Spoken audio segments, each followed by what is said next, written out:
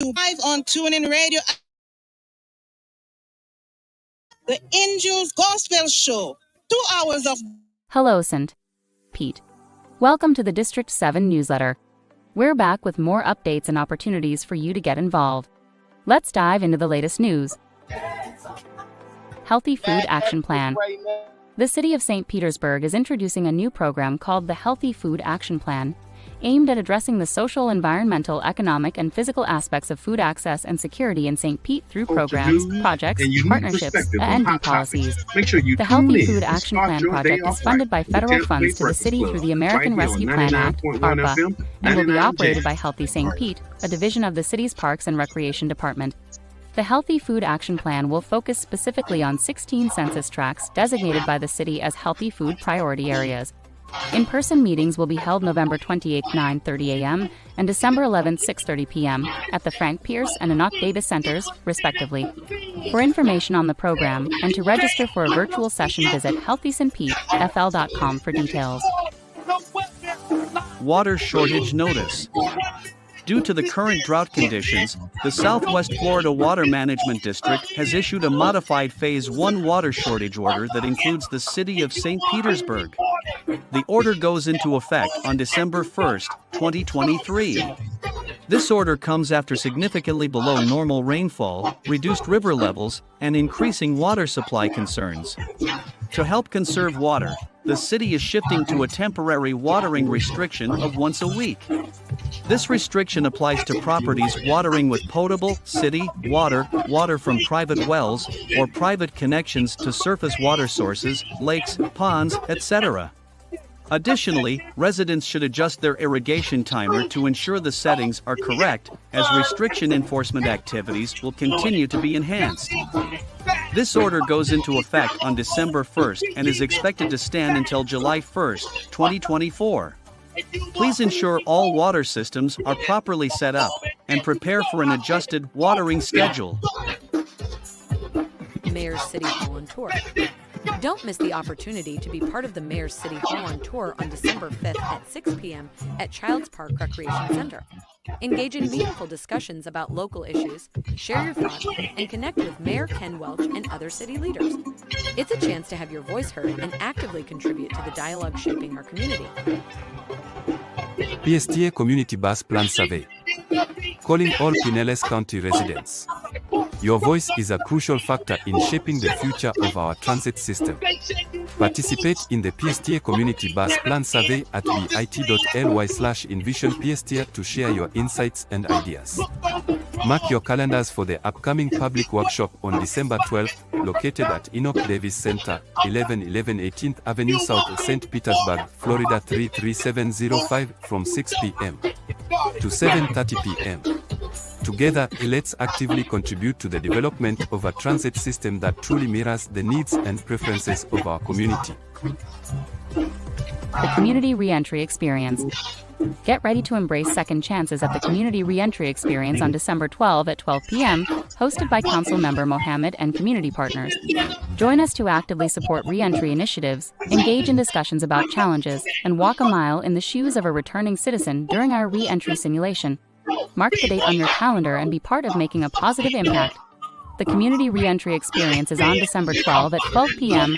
at the Center for Health Equity, 2333 34th Street, South St. Petersburg. Save the date and make a difference.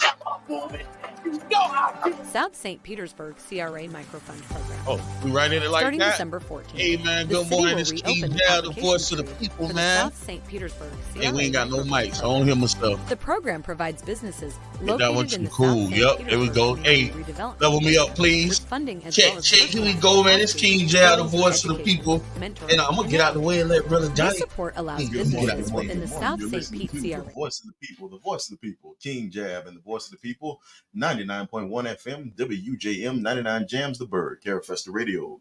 Please call us in at 727-637-2416. That's 727-637-2416. What do we got this morning, King Jab? So first thing, right, Dream. Turn that first mic off. That's your mic. Yep, yellow. And then level us up, please, because I just feel like we ain't being heard. Oh, we being heard now. Loud and clear. Loud and Okay, clear. man. So we right in it. So I got a few stories we go touch.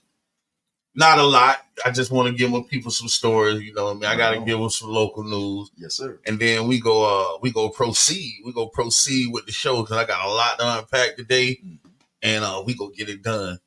My first story is I'm gonna touch this and move on because it's actually one of my colleagues, and I just really want to do exactly what I say: touch it and move on. A St. Pete woman was found not guilty by reason of insanity in the murder of her sister. And I'm just, glad that the doctor's not being held under scrutiny, and they're definitely taking the mental health aspect as she wasn't right. Which is very close to home with myself. She's actually my cousin. Yes, colleague, that's my family. So, and from what I'm getting is it couldn't have been right because she loved her sister. Oh man, you know what I mean? Like, so inseparable. I just want to touch that and let the listeners know that so that's how they're going to proceed with that, and that's kind of very near to me. I respect it. Florida has handed out grades for every school in every school district. We not gonna touch this today, y'all. Report cards are in. Yeah. But we gonna touch it next week. I want to segment this because I want to see how our schools faring up. It's a lot going on in our schools. As I was talking to Brother Donnie before we jumped on, our teachers' unions being handicapped. Most of them just look at it like this. Take all of the administration, all of the naysayers, the school board, all of that, man, the teachers is having hell right now. Yes, sir. I got to deal with a faulty administration. Yes. Faulty supervision over the administration. Yes. Parents, what the lady said online, you don't know how to handle him? That's it. If I would have called you with him in the full Nelson, you'd have had a problem. Exactly. You don't know how to handle him. No, never mind. And you got outsiders. Yes. You know what I mean? Signifies that's, and I really, really look at it as it's a massive attack on our Black women, man. It's a massive attack being launched on our Black women that's in position. And from me being the voice of the people, what I see, most of this being see. My wife told me, right? So let's do this. My wife said, you need to watch how you pronounce words. It's been perpetuated. So you know what I told her? What's it? Why you think I got Donnie there? Shout out to the queen. But you're right. These aggressions, microaggressions and macroaggressions are being perpetuated. It seems as if to target a particular section of teachers, because if you've noticed in the complaints that have come up, very rarely do you see white men being targeted in these complaints. Very rarely do you see that. We have to look at demographics because we understand that race helped to shape the way we see the world and the way we see our nation. But very rarely do you see white men isolated and being seen as those who are the shepherds over what they call failure factories. We got to look how we understand this thing. Sometimes when you see who you cannot criticize, you realize who your rulers are. And from my outlook on it, I see the new extension of, because I said that the Spanish male was a new extension of white supremacy. Now my newest extension is the old Black man. Yeah, unfortunately. You Negroes with a GGAZ should be ashamed of yourself. The gatekeeping got to stop. That's what it is. If you attack the woman in position, I can only imagine what you're thinking about doing to me. Most definitely. And I think that the only issue is first of all, man, our people in position, our elected officials, our people that's in position, A lot of these people are. I'm trying to word this, easily offended when we grown. Come on now. So you operating out of your feelings. That's it. So when it comes to dealing with our people, or even with me, oh, you mad because I said something you ain't like. That's it. So you don't like me. And that's how y'all around here operating, y'all in y'all 60s, 70s, which is really the big problem, because y'all trying to guide us and navigate us from the civil rights era. And y'all need to get the hell out the way. You know, Brother King Jab, a very interesting thing. I was speaking to my father one time, and we were listening to James Brown. And James Brown put a lot of wisdom in his music. A lot of people don't understand that, but there was a lot of wisdom that came out of James Brown, and that he was able to use an urban voice of African American vernacular English and can communicate to people who would have been missed by the high, quote unquote, academic language that other people might have used. He made a song. He called it "Give It Up or Turn It Loose." So I was speaking to my father. I said, "Hey, Pop, isn't the result the same?" He said, "Yeah, but the process is different. See, when you give it up, sometimes you don't turn it loose. And when you turn it loose, sometimes you don't give it up. But he said, give it up or turn it loose, right? And that's really how leadership has to flow when it changes from one generation into the next. You have to understand, listen, if you're going to occupy a position so long that you become a jackass in that position, you have to realize that you personalize that, you egotize that position, and then you got to give it up. You got to turn it loose. You're pushing against time, and you will not win against time. You will not win against time, because time is going to give you demands that's going to put you out of step with time. And then you won't even be able to speak in the proper tense because you're out of step with time. So, and you always put me in a different mind state. And like what we saying, actually go up the ladder, because that's the major problem with our HBCUs. Come on now. These old Negro GGAs. Come on. Cause y'all, I'm telling you, yes, like, and that's the problem, y'all. Like, the job security is just unfounded. Y'all want to sit there till y'all in y'all 70s and 80s trying to be leaders, man, of this young man. Yes, like, yes, that's true. A 70-year-old man can't really lead him nowhere.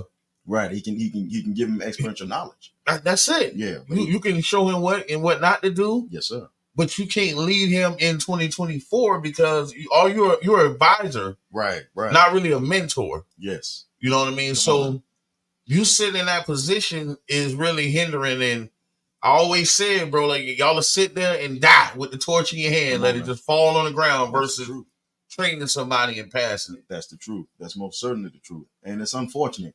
But I think that as the middle-aged individuals grow into these positions, then they're able to point out better the ridiculousness that you see when you have a person who's, I believe, 82 as the president of the United States of America, who, even when he talks, he speaks from the 20th century. He speaks from he talked the other day about the Cold War. He said, Vladimir Putin wants to establish the Soviet Union again. Come on, man. If you're not, listen, King Jab, you and I were both children when the Soviet Union dissolved.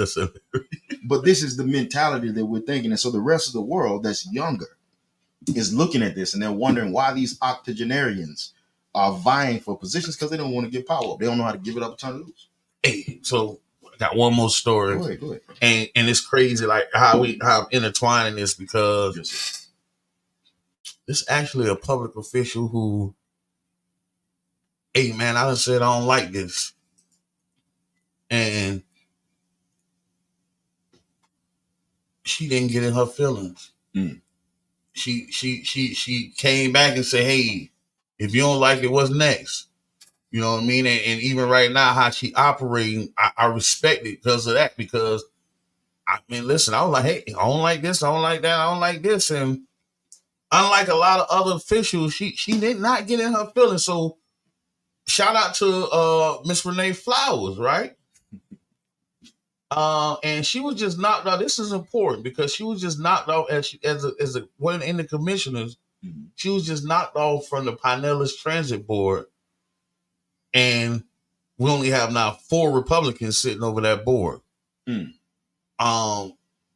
this is why we got to pay attention to what's going on. You know, something that's interesting that you mentioned when you talk about transit, King Jab. Mm-hmm. There was an article that was just released about the amount of the decrease in crime in the beaches, in our Gulf beaches, because individuals no longer have access to the free sun run that used to run to the beaches. So they say that crime decreased because people didn't have access. In other words, they couldn't pay to get a ticket to have access to go to the beaches. Well, naturally, Frederick Ingalls wrote when he addressed the housing situation, and he wrote this in the 19th century. He says the housing problem doesn't go away, it just moves. So when you're talking about people you say, well, crime is down. Why? Because we were able to charge more for people to be able to travel. Now you reduced an individual's ability to travel, and you say crime is down because they're not there, but they're somewhere. Well, I don't know if you was here that week, my brother Donnie, but you know, I worked on the beach. I swear this dude wait till we get here. Like it started. But anyway, I worked on the beach, right? I worked on the beach, right? So what I learned about the residents of St. Pete Beach, they don't want us out there, period. It ain't just the homeless. They don't want us out there. That's true. The reason why St. Pete Beach doesn't have a parking garage was been proposed by the trade winds for the longest is because they don't want us as local residents to be on their beach. They want you to have to get a room to be on their beach because they don't want a bunch of us out there hanging out. And it's crazy because Clearwater Beach making billions of dollars because we can just go out there and hang out, but they don't want it because they don't want us. It's still a sundown town. Like, when it get dark, get your behind from out there and St. Pete Beach. Very much so. Don't go through the Gulfport way. It's all that shit. Hey, man. So, that whole beach situation, man, you got to realize they don't want us out there. It's crazy, and I ain't gonna really touch on that because they perpetuate all the crimes. To say that people bring the crimes out from out there, but most of the people that they're arresting on the beach are people that work on the beach. Come on now. That's the people that's going to jail out there. I was pulled over, I think like 14 times one year to the point my wife say, man, you just need to get you some white gloves because they can't see through the tent. They only see your hands on the steering wheel. Talking about spent like $2,200. Lost my license, everything dealing with the sheriff. It actually had got so bad where I had become combative. Like one time they throw their lights on me. I'm going. I'm not pulling over until I get somewhere where it's dark because y'all not finna kill me. Come on now. Y'all ain't finna kill me because I'm finna cuss y'all out. Y'all finna get it now. And this is domestic colonialism. So whenever you hear individuals speak about domestic colonialism in a police state, what we're talking about is a place where an individual who can be a free citizen of the United States still will not have the ability to freely travel because they're considered an individual who should occupy a colonial territory. You're out of your colonial place. There may not be a gate, but there definitely is a thin blue line. Yeah, that was actually, that's crazy you say that because that was the first question they always, where you going? Where the hell I want to? Exactly. If I want to go around this circle 500 times like it's Daytona 500, this is my gas, man. Stop asking me where I'm going. 20 minutes past the hour, we listen to the voice of the people. This is King Jab, the voice of the people, 99.1 FM, WJM 99 Jams. Hey, so let's jump off that, man. I got something that I want to touch, right? And I'm pretty sure you're getting ready to go get your taxes filed, the families. Everybody finna get there. It's tax season. Everybody finna, yes, sir, get prepared to, take that journey. And from what I seen, shout out to all 752 million new tax preparers. I ain't no hater, but I see some things that's going on, and I really just want to give my consumers. I'm gonna put myself in the spot of a consumer, not a tax preparer. Okay. What you need to be looking out for, right? Listen up. So, as we were speaking, I say, bro, you notice the only thing you don't see on all these flyers you see on social media, Facebook or whatever, for these new tax professionals, you notice ain't no address on them. If you file your taxes with somebody mobile or virtually, and they don't have a brick and mortar address, if you have a tax issue or a IRS letter, you might not be able to get no help. There was this white girl that was riding around doing mobile tax. Oh, they say, oh, she the bomb. She was the best thing since. I guess the white sugar was better than the brown sugar. I don't know. Because she was so heralded, right? It was just funny. I'm talking about it because I don't care. Right. Because I had to fix when I got to fix your returns, I don't care nothing about that. And I just feel like all these black tax preparers, like, why y'all holding up Queen Elizabeth? We tend to have a lot of hospitality. We tend to be very hospitable. Yeah, oh yeah. Especially when Master sent his daughter down. But the thing about it, she rolled by and boom, I'm gonna pull up on you and do your taxes. But when the tax, when the refunds was delayed, when it was IRS issues, y'all calling her phone, now she blocking y'all because it's tax season. Y'all, we know what we do during tax season. We know how we, as a consumer, how we feel that this tax preparer is responsible for our money that we ain't even got yet. Yes, sir. So you calling this person and now you can't get them on the phone. And guess what? You don't even have an office to go to because you don't even know where this person is located. And that's a problem. Oh, yeah. As a tax consumer, that's a problem. If you don't have any, if you get a letter from the IRS, and most of the letters is identity theft letters. And believe it or not, our people can read line for line what's on their tax return and ask you questions, but this letter that's in plain English, they'll read it and can't understand it. So now they're calling you. And they're not going to get paid because they can't verify their identity. Whoops, tricked again. Okay, so next thing I seen, right, that I'm noticing consumers going through and I have to help them with is if you go sit somewhere and file your taxes or you do them mobily and that person cannot provide you with a full copy of your tax return, you should leave there, go immediately file a police report.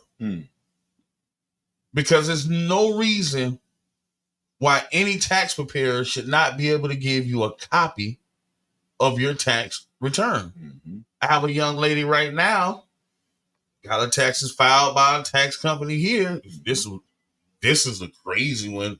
And because these Negro IGGAZs flaw, I'm going to put it out there. They did this young lady taxes and they didn't give her a copy of her tax return. So now me as a tax preparer, I'm trying to get her help. You have to call the IRS, you have to call the tax advocate. And she's like, well, they not telling me nothing. They not telling me. So, I mean, I'm beating my brain like, what can I do? Then it hit me.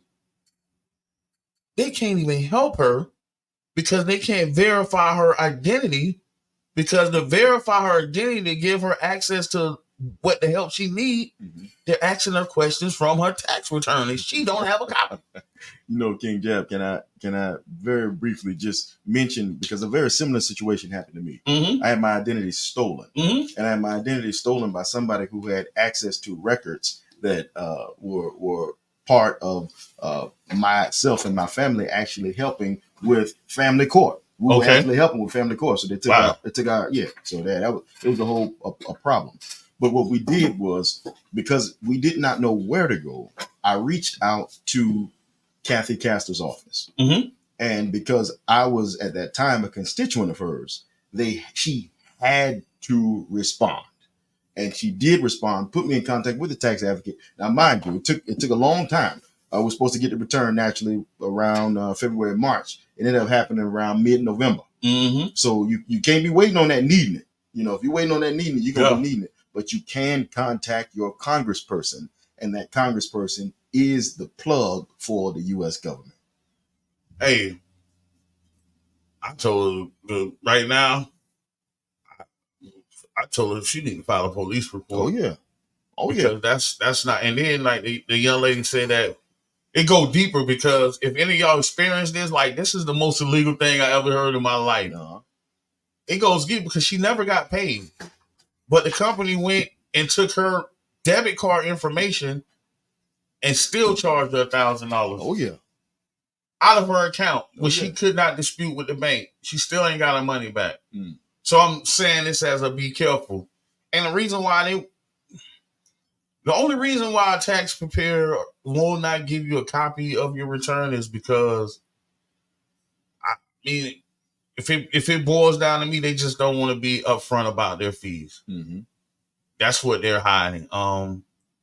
When I got into this, it was our motto was honesty and integrity. Yes, sir. If you sit down with me, I'm going to tell you, hey, I charged you $400. Hey, I charged you $600. This is what I charge. That's not my problem. Now, along with your tax return, I'm going to give you a copy of those fees. These are my fees. These are bank fees, associated fees with your tax return. And that's the reason why I'm doing this, because if you go to me or anybody else, you should be getting these things. This is not a secret. That's the truth. This is not for secret. Well, that's something that you do a lot. And just as to your credit, is that you replace magic with math. And that's something that a lot of people aren't used to, because we're used to having a situation where we don't use the math. We just hope that it's magic involved in it. Somebody goes presto changeo, and then it changes us from being broke to having means. So the demystification that you're talking about by giving people records, showing them the transparency and everything that you're doing, it's a great service to the community, in as much as it gets people to see that there is no magic. All of this is math. This is numbers. So, well, you're right on it, because this is where I explain to them the math, right? All our people want to, look up their return on where's my refund. They want to track it. And that's their right. And with where's my refund, you're going to need a copy of your return. You're going to need to know your total amount of your tax return. This is what I tell, because I deal with a lot of young people. Like, I've been in this so long to where the kids I used to file on the parents' return, now they coming to me. Right. You know what I mean? So so I show them this, and I show my community this. Like, okay, so the reason why I'm giving you a copy of your return, I'm giving you a copy of your fee page, right? Because I also gave you an amount that you're going to put in your pocket. Now, let's do some math here. Come on now. If you take what's on your tax return and you remove these fees, it should be exactly what I told you was going to get in your pocket. Right. And now you can see it. I can see it. We ain't got to, man, my people be straight. They love it. But this is what tax preparers don't do. And this is what they should do. And it's just really, you don't want to be upfront about people about what you charge them. And if that's your fee, that's your fee. Stand on it. Like they say, stand on business, stand on it. My last thing I want to touch on this is, if your tax preparer don't have no community action. Come on now. And what I mean by this is, tax season,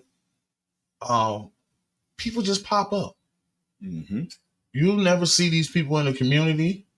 You don't see them at the corner store. You don't see them after tax season. You don't see them before tax season. And that's scary, because these people have no ties to your community. My people see me at the store. Tom, Mr. Tom, what's up? You right? Man, listen, lady, I have a problem with my phone number right now. The company has sold my phone number that I had for 8 years, and I'm super pissed off. But I'm sitting in the Agape getting ready for what we're going to talk about tonight, getting ready for Tuesday night, right? Yes, sir. Yes, sir. Car pull up. One of my customers jump out. Man, I called your phone number. They know what's going on. You still... That's because these people know where to find me, man. That's right. That's right. These people know. She pulled up to Agape because she know if he ain't at the tax office, he down at his wife's shoe store. Come on now. And that's just the thing. If you can't touch these people outside of tax season, I want to put let me look at the camera. I want to put a big emphasis on this. Is it on you? Stop giving these people, not just yours, your children's social security number. Come on now. Because like, you gotta protect your kids. Like, don't get, because if tax preparers are humans, they do crazy. I just told you the lady didn't get paid, but they had her routing account information because that's where her tax return is supposed to go to, right? Yes. And went back and charged her $1,000 because they seen they didn't get paid. They didn't say, oh, let's call her and help her to get paid. They just took their money, which is crazy. That's the truth. I've seen people getting apartments and stuff in kids' names. That's the game. Like this, and but this is what my people come. That's why my people come to me, because they know one thing about them: not want to play with your information or your children's personal information. Like that's not what we go do here. Yes, sir. That's that you're not gonna get that. So, man, be careful, be cautious. If you go to get a quote, let me look back at the camera. If you go to get a quote, if you go into somebody's tax office, you don't have to give them your social security number or your children's social security number for them to find out how much you gonna get back. Listen. So you're not obligated to that. So if people come in for me for a quote, and I mean, I might be a butthole about this sometime, but this is how I do it. I'll sit them down. Let me get your W-2. I don't want none of the other stuff. I just want the numbers. Then I'm going to give you a number. Now, because you came and got a quote and you didn't, specify that you wanted to file, if I got an appointment behind you, you got to rebook now. But this is what I'm going to give you. You know what I mean? This is what we go get. When we looking back, we're going to be in this range. Yeah. And I don't need none of your personal information to do that. So be cautious. Because that's another thing. Like, I see our women go, give all of the information, social security number, their kids' social security number, to the tax preparer. They sit there through the whole process and say, oh, no, that ain't enough. I'm going to go somewhere else. They do it with me. King Jam. And I know this is going to segue us into our next segment. But what you're saying is 100% true. But also know that doing that to defraud someone is not a safe thing to do. It's not, my mother would say, let each soul look for what is sent for tomorrow, because what you put out there, you will get back. The person who stole our identity is no longer with us. Amen. There are boogeymen that you don't know about. So don't steal from people. Don't take their things, because they're things that can come back to you that you don't necessarily know. When you're sitting there hatching that egg, you don't know. You think you got a chicken, you got a whole alligator. Be careful. You got me want to add one more thing. Go ahead, bro. This is your show. This is King Jam, the voice of the people. So y'all heard he said, like, so now when you go to your tax preparer company, right, they do got a storefront. Right. If they got all type of crazy security protocols, only 3 of y'all, well, that's a red flag. Come on now. like, cause my door open, man. Like, I'm sitting here, door wide open, cause I ain't worrying about that. Bro, I ain't did nothing to nobody, man. I ain't did nothing. Even if you don't like something or something don't look right, or it didn't go your way, and you feel like I'm the other people, like, door open. So when you come there with that attitude, or you come there, man, we go sit here and we go talk. I'm gonna show you what I did. I'm gonna show you what's to come. And you can take it as you want to. Yes. You know what I mean? Because we go be adults about this. Like, that's the main thing about it. Like, this is grown man, woman business. Right. You know what I mean? So y'all be careful out there, man. Y'all protect yourself. Yes. Protect your identities. Don't go give them people all your information if that's not who you want to do business with. Right. And we go jump off that, man. Let's talk about Tuesday, man. Yes, sir. Let's talk about Tuesday. What you think about Tuesday, bro? Tuesday was a revelation. I think Tuesday. Okay, first let's talk about what Tuesday was. Tuesday was not just a forum. It wasn't just a panel. It wasn't just a summit. It was a meeting around an issue that has been plaguing the Western world for the last 550 years. What that is individuals who were incarcerated. That word, King Jack, can we just break that word down real quick? The word came about first time put in print in 1503, and it was used for something. Incarceración was the original word that was used. It was used by the Spanish and the Portuguese. Carne means flesh. In carne means to hold flesh. Incarceración meant to hunt. So incarceration was brought about, that the whole word entered the language via the slave trade.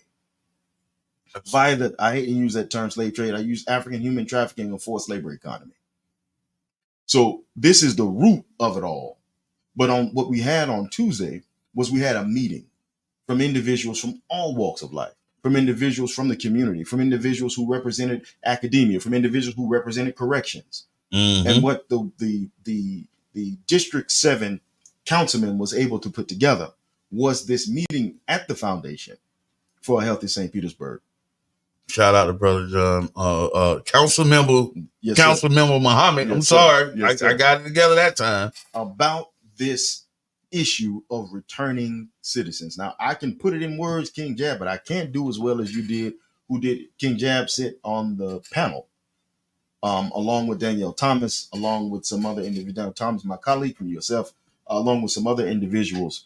And he spoke about the travails of returning citizens, returning back into communities, and the needs of those returning citizens. But more than that, what my big brother did was this. He opened up a part of himself and he rehashed trauma.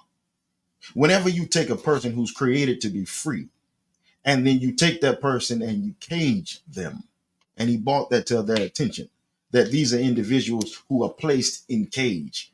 He said something so poignant, and then I'll turn it over. But he said, prison is a traumatic experience to which a person needs therapy. And if you've ever been to the hole, you need therapy twice. I listened. And I think that the community at large listened, because our brother King Jab presented such a fantastic point and position and presentation on that panel. So I say that, and I'm going to turn it back over. But what he did was he walked us through the process of transformation, internal revolution, of full systematic and systemic change in one person. And he walked us through that process. And it really was a very poignant presentation. Brother King Jab, could you please explain to us how this went, big brother? Oh yeah, shout out to Reno, man. Reno said, well, I heard you drop 2 clips in there. Oh yeah, definitely. You do it. And congratulations to our brother on his recent engagement. Yeah, man. Yes, congratulations to Mr. and Mrs. Peanut. Right on, right on.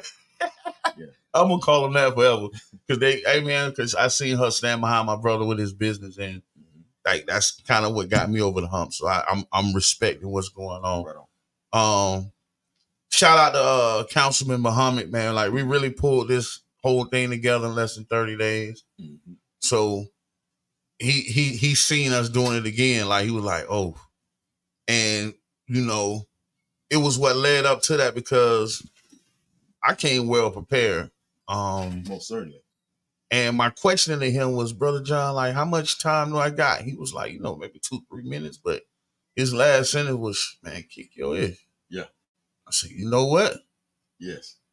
Say no more. My brother had a PowerPoint presentation. My brother was on point, y'all. Oh yeah, and shout out to Trevor Pettit for Spectrum News 9 for the amazing interview they did leading up to this event. And if you haven't seen that, go just go on Spectrum News 9 website, local Pinellas News. You'll see the article.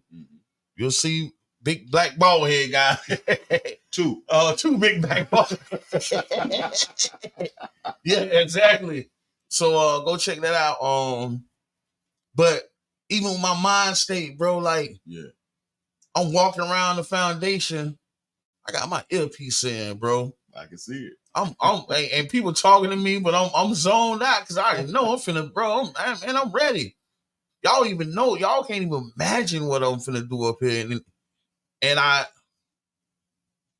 really just pulled back the curtain and let people see into what I did.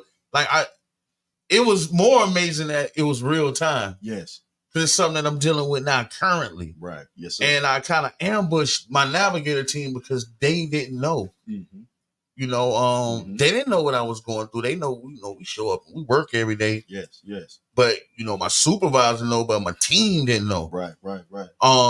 And even on the call we had yesterday, they were getting emotional, man, had me crying because they was like, man, we don't want to lose you. And I'm like, listen, it is what it is. You know what I mean? Yes, sir. But I went in there, man, in full preparation. And I sat on that stage and I seen how many people was there to support me. Mm-hmm. I seen how many people there that I need to speak directly to. Mm-hmm. And I seen how many people just out of the community that was just like, what's going to happen? Mm-hmm. And I was more than proud. Like I posted like, man, I made my mama proud. That's all that mattered to me because I was more than proud for what I presented came over as well as it did. Mm-hmm. I was more than proud of that. And the thing about it is I kind of the most amazing part of that, Brother John said it. He was like, bro, when you told people to pull out their phone and Google your name. Yes. Because I'm showing y'all, like, come on now. This is what I'm going through. Like, you Google my name, my first, middle name, and last name, the first thing is going to come up is my crack law motion. This is the motion that I filed in prison to come home with. That's the only reason why I came home in 2012. Right. Shout out to, I know people who can't say this. What's up? Shout out to Obama. Because it was Obama, not Donald Trump, like y'all want to present it. Mm-hmm. It was Obama that made Eric Holder and then his partner, Joe Biden, go back and change that drug law. He make, like, people don't see it, they don't really know what happened, man. Obama made them go back and fix it. So, shout out to him because that's the reason why I'm home. But me showing them that, I'm showing you what employers look at because they know before they hire you to give you that job over $50,000, $60,000, bro, they finna Google you. Mm-hmm. They finna do everything to figure out who they bringing into their company, who they trusting with this money they finna give them. That's the truth. So when people see this, when companies see this, and I gave the example of Chick-fil-A, we was going to look for a franchise. Right. I got all the qualifications. But I had to be hired as management and work for 2 years under management with them to even be considered, which I could have been the poster boy for them, the Christian. Yeah. I'm Christian too. But y'all, that's how y'all do each other now. That's how we the Christian. We ain't gonna go there though. I don't want to interrupt your flow. Go ahead. But I do want to say this.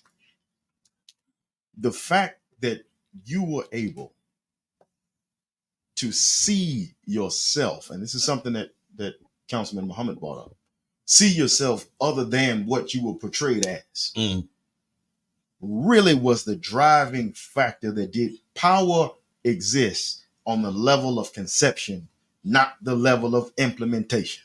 So for you to even have the wherewithal to look at that law and say, this law should exonerate me, this law should free me now, today, henceforth, and forever. You know how many people's spirits were broken who didn't have that kind of courage? Didn't even have the access or the wherewithal to understand the wording of the material, because what we found was that 2/3 of the people who are currently incarcerated, this is 67%, are functionally illiterate. That's another thing I had to drop on them too. Yeah, man. Because they kept talking about, well, they can educate themselves and be educated. Man, these dudes can't read. Come on, man. Come on. It's called a school to prison pipeline for a reason. That's it. Because if you can't function in society, we got the prisons for you. So these dudes can't read. And I listen. I got the video. I'm finna go, chop it up and go back and hit some of the points because it wasn't the presentation that I gave was great, but it was the points that I came back and stuck them on Right. when they were speaking that was even more so amazing. Even going down to policy, because when y'all talk about policy, I shut them all up because don't talk policy coincide with statute, right? Statute, policy. So if it's a statute of limitations on a crime, so if I commit this crime and you don't catch me within this time, I'm not no longer, you can't even prosecute me, right? Yes, sir. That statute of limitations should apply on the back end. Come on now. And that should be the policy. If a person statute of limitation is 10 years, when they come home and been home 10 years, they shouldn't even be considered a convicted felon. That's it. So that's how I hit them far as policy. And they was kind of, I'm looking at the crowd, bro. The crowd was feeling me, boy. Them DLC people, boy. I had them, all of them.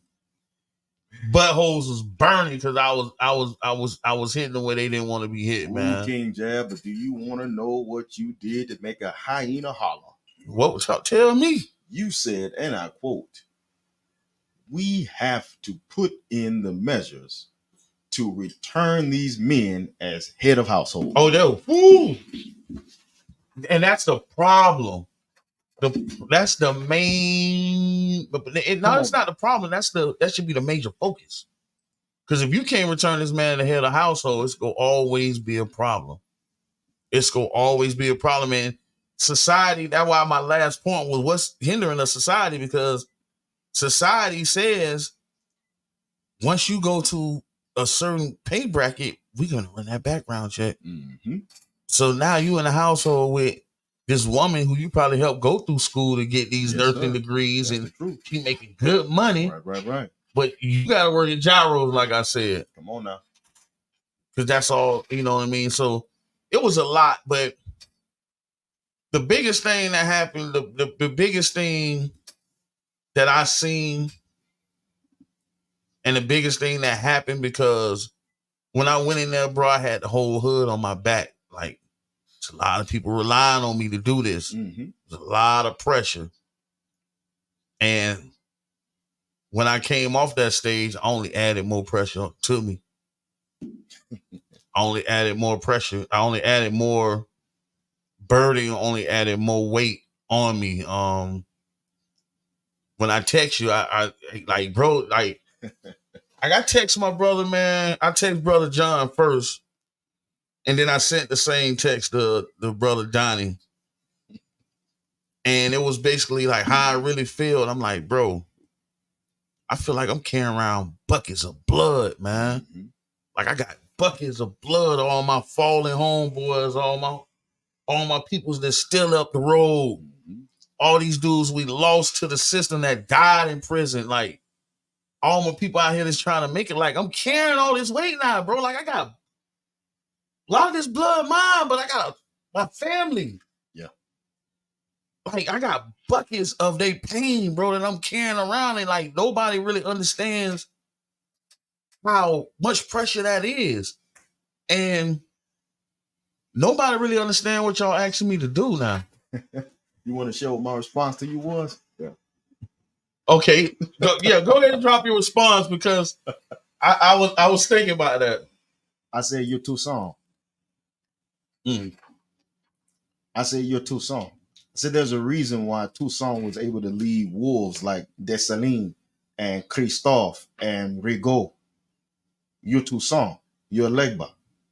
Meaning your job is to be at the crossroads with the buckets of blood, because you're the best voice of the people. See, the Legba stands in the Veve on the point of origin. You can't move unless you move on the point of origin on the coordinate plane. He stands right there, nailed to the cross. You see, that's why the Messiah is nailed to the cross. Is because that Messiah is the voice between the world of the living and the world of the dead. But see, you have to be a Legba to do that. You can't be an Ogun to do that. You can't be a Gede to do that. You have to be a Legba to do that. And then very special people are born with that ability to be a Legba, which means to be that interceding voice, that one who carries. Toussaint couldn't finish the Haitian Revolution. He couldn't finish the revolution in IET. But Toussaint had so outmaneuvered Napoleon Bonaparte that by the time Toussaint was exiled, the battle was already won. See, that's what a Toussaint. See, you got to know your history. I got a question. Go ahead, bro. Because I when you said that, right, I don't know the history, but my only question was how he died. How did he die? Because I don't want to. That's what I want to avoid. For real, like I'm like, what? How did Toussaint die? Toussaint sacrificed himself for the revolution. Toussaint said, "I'm gonna go make the deal, but I know they're gonna keep me. I know that my greatness is too much for this system to handle. So I'm gonna sacrifice. I'm gonna take that burden. I'm gonna come on air and say the things that people are afraid to say, because I know that my brothers got my back in Saint Domingue in IET. I know that they got my back in IET. I trust that because I am the one who drew up the play." So Toussaint died in prison in France, but he died in prison in France as an example of the job of the reason why in Islam every prayer begins with Fatiha, which means opening. And the reason why every prayer begins with the Lord's Prayer in Christianity, and the reason why every prayer begins with the statement of Israel of God is one and God is your God, is because there has to be an opening. And that opening is there from the leg ba. It's the reason why the man gets the guitar skills at the crossroads. It's the reason why in their eyes of watching God, everything that happened at the crossroads. Our people and our ancestors have written and coded in our history our purpose. So when you have a leg ba, you know he's going to be the voice of the people. Man, look, they ain't no, listen, ain't nothing spooky, everything real. There's no other reason that you are the voice of the people, but the fact that you are the voice of the people. Ancestors chose you for that. So, and they chose Toussaint for the same thing. So amazing at what you said, that he sacrificed himself for the people. Because my next statement right here on my screen is, I don't think y'all really realize what y'all asking me to do. Come on, man. And I got a list of names here, and this is what y'all asking me to do. O'Malley and the Uhurus currently indicted for standing in this gap for our people. Fred Hampton, Malcolm X, Martin Luther King, they were murdered for standing in this space for our people. Yep. And my last name on this list is my brother John Muhammad. Come on now. I'm going to address this because I know he won't, and I know he's not. And I want to address this from a community standpoint. When Brother John was in the process of being appointed the head of District 7, it wasn't because anything that he said. It wasn't because of any of his actions in the community, any of his constituents. It was only because of his beliefs of the Nation of Islam that he was attacked by the Jewish community. He was deemed anti-Semitic, all that, just because of my belief. So just because I follow the teachings of Elijah Muhammad and Farrakhan, I'm being deemed as anti-Semitic. And as a community, as leaders, public officials, everybody sitting on that council, the mayor, man, y'all watch them people jump this dude, man, and nobody did nothing. He had to defend himself alone. Even right now, even right now in council, he has to defend himself alone amongst his constituents. And I don't understand. I don't think our community realize, because we left him too. Yeah. Come on now. Yes. Y'all left him. Like, I'm talking to my brother through this, man. Like, y'all, as much as y'all went back and called and said, hey, we need this, that, and that, before he got in position to even make this move for you, y'all left him. And this was the same Jewish community that was, they took down what? Kanye, Jamie Foxx, Will Smith, Nick Cannon. And bro, we ain't got no money like that. But y'all, we watched it happen, and it was hurtful to me. It was concerning to me. But what I'm saying and what I'm taking for this is, when it come down to it, the community left him as much as he did. And y'all don't send me out there with the intentions on leaving me, man. Y'all can't do that to us, man. Our people, like our constituents, like I said, he not gonna talk about this. Man, these men sending this man, these people sending this man death threats. And the only thing I said is, excuse my language, find me if you want to. Bitch, you touch him, we go ride. Don't even worry about it. We go ride. Y'all think what y'all think? Y'all better go speak to the St. Petersburg Police Department about our black community, because they could not handle us when it's time to go to war. Tucson. No, this is Tucson. What you're saying is Tucson. For real, man. Like, they couldn't handle us. When they kicked it off, and I won't be long, but when it kicked off in Haiti in 1791, and it kicked off in Haiti, Tucson sent and said, burn all the fields. We have nothing and we have filth. And that's what we'll fight you with. We won't continue to make you money. You won't profit off of us while we fight you. No. You don't profit off of the Palestinians when you fight them in Gaza. You turn the water off. You cut the food shipments.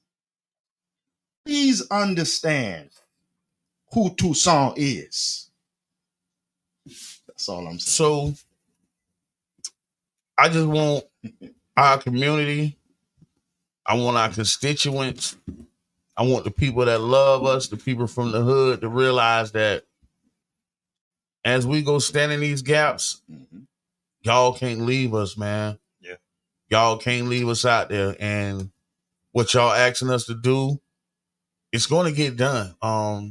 The work that we've been doing has been being done for the last 10 years, man. It's like, it's been being done. Yes. It's not going to stop. Even when it come back around to an election, if Brother John doesn't win, that doesn't stop what we're going to do. Yeah. But if y'all don't get out there and vote, that's the truth, and he don't win, imagine what's coming next. And hope that you do. Hope that you put him there because he cares. So hope that you put him there, because behind Tucson, there's a Dessalines, and I am a Dessalines. We go ride. Like, that's what I'm saying. Like, y'all, like, because and I speak about these things bother me, and I 2 minutes, and I seen what our families go through, man. Yes. It's bigger than us. It goes directly to our spouses and our children. And we are putting ourselves on the line for our community. Yep. And that means we not just willing to die for our household. We on the line for all the households. And willing to live too. And willing to live. Yeah, man. Like, I'm not prophesizing none of that. I'm just letting y'all know because the attack's finna come. Oh yeah. Bigger blessings, bigger devils, man. How that go? So I'm just letting y'all know, man, like, support the men that you put in position. Right. Don't leave us out there. Any last words, brother? No, this has been the Voice of the People, a very poignant episode of the Voice of the People. Tune in next week, same bad time, same bad channel. That is 9 a.m. Eastern Standard Time, 99.1 FM, WJM 99 Jams, the Bird Care Festival, Radio King Jab, Voice of the People. Ain't nothing else need to be said. We out of here.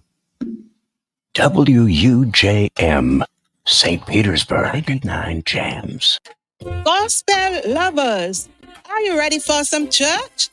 The Angels Gospel Show is back with a bang. Bringing to you gospel with live interviews, scriptures, inspirational topics, inspirational events, and hot gospel music of all types. Coming to you live from the studio of 99.1 every Sunday from 12 to 2 p.m.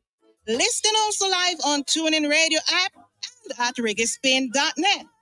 The Angels Gospel Show. 2 hours of the angel and you. You can't afford to miss it. I am your host, Angel. 99 Jams, the ball.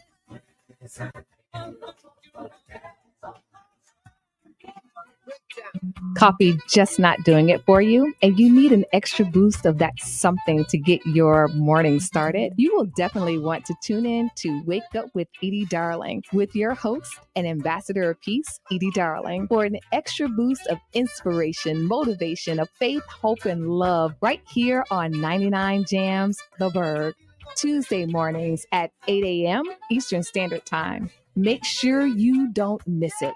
Tune in to Wake Up with Edie Darling on 99 Jams, The Berg. You can also find us on social media.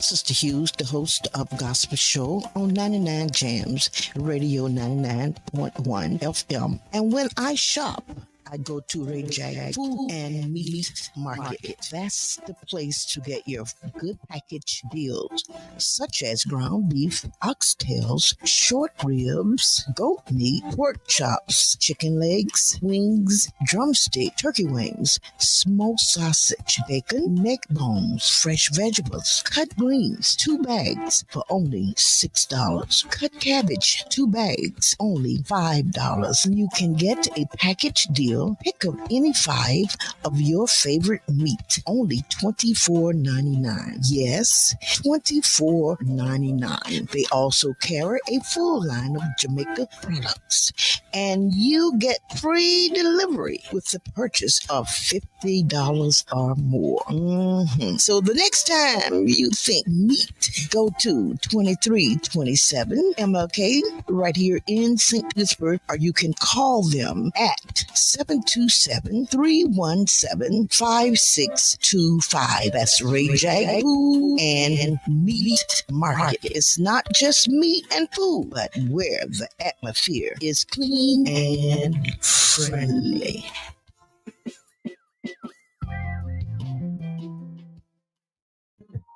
It's another. Everybody's shacking up. Married folks are packing up. Country's going up in smoke. Where is Noah with his boat? Blacks marching on D.C. Born is still not free. Martin paid all a man could pay. Still he's not a holiday. Folks messing with my mind. Make me a Frankenstein's woman. My side, she's Dr. Jekyll, Mr. Hyde. Can't get my head on right. Problems day and night to calm my nerves. Smoke. Doctors give me dope to cope if it ain't one thing. It's another. If it ain't one thing, it's another. Oh, yeah. My funky 2-bit job went on strike. I put up with a lot of crap I don't like. And the animal was a woman named Sadie called and said she's having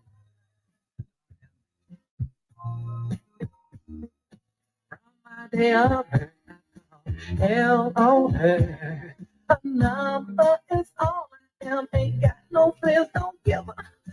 If you ain't got no pull, you gotta put up with a lot of bull. This world is cold. I'll flush myself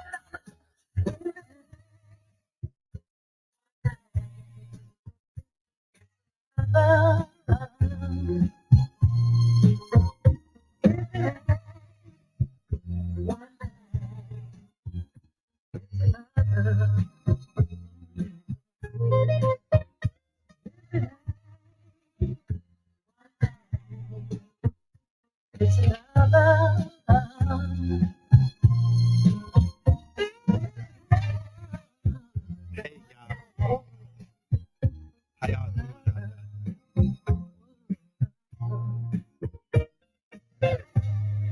friends.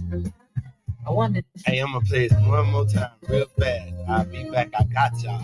Talk to a friend, share with a friend, whatever you gotta do. I'm making this song for all right. All the people at times in their life. This for all y'all. This for all y'all. You know when you feel like even your blues have blues. If it ain't one day. Hello, Monique.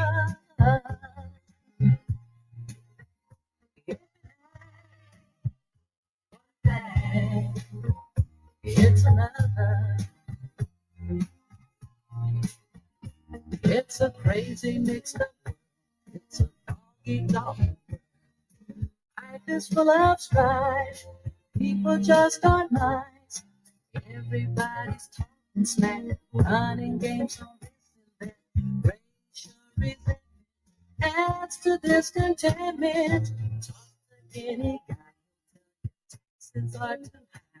Books, movies are corrupt. Suicide is way up. It's all a sorry life. Some folks say it's cause of my only ego trip. Wow, everyone has flipped. If it ain't, it's another. If it ain't, it's another. Everybody's shacking up. Married folks are packing up. Country's going up in smoke. Where is Lord with his boat?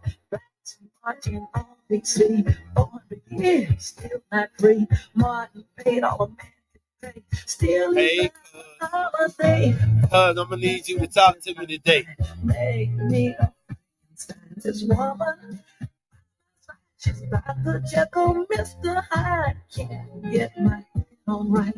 Problems day and night. Common nerves. I try to smoke. Doctors give me dope to cope. If it ain't one thing, it's another. If it ain't one thing, it's another. Oh. My funky two-bit job went on strike. I put up with a lot of crap I don't like. And to add to my woes, this ugly woman named Sadie called and said she's having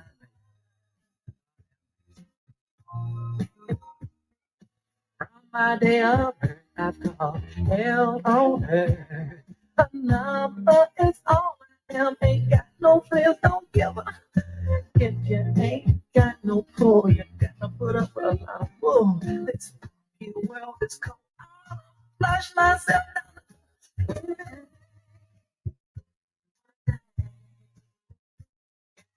down.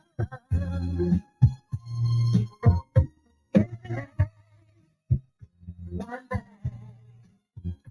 it's another.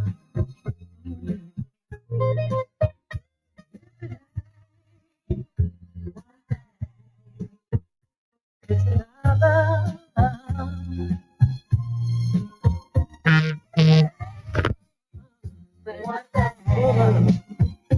It's another. Whoa. My friends, I wonder if it's okay if I talk to you this evening.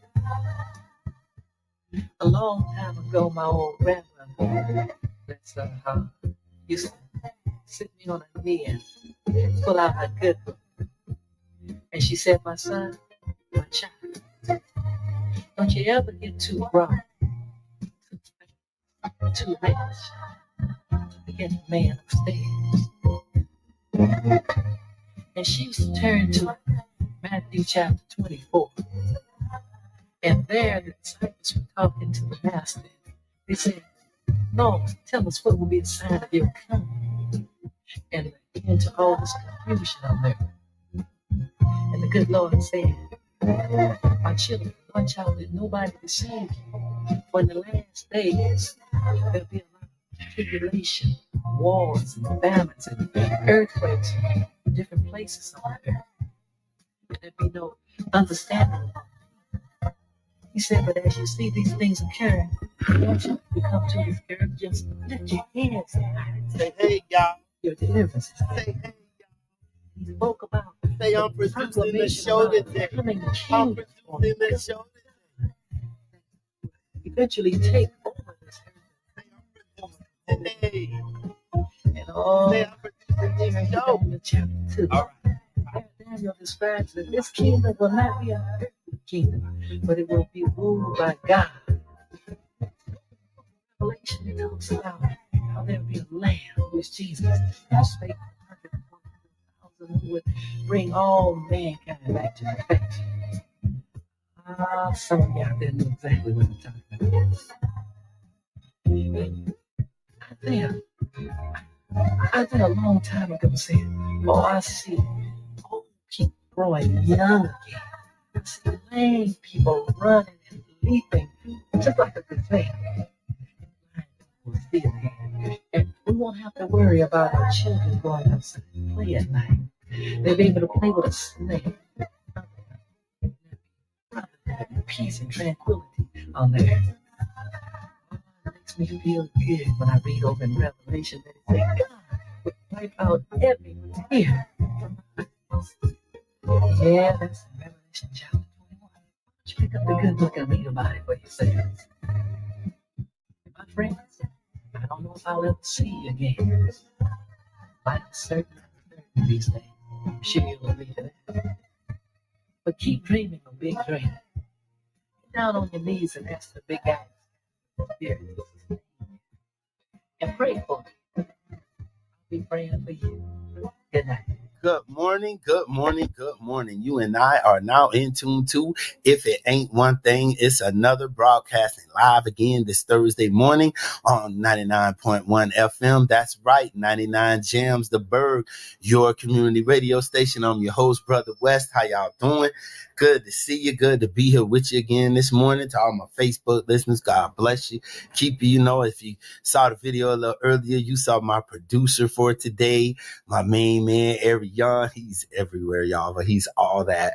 Well, hey, what's going on out there, man? A lot going on, but really nothing's happening. And I saw, doing the thing, getting ready for the show. I see where a lot of people are waking up.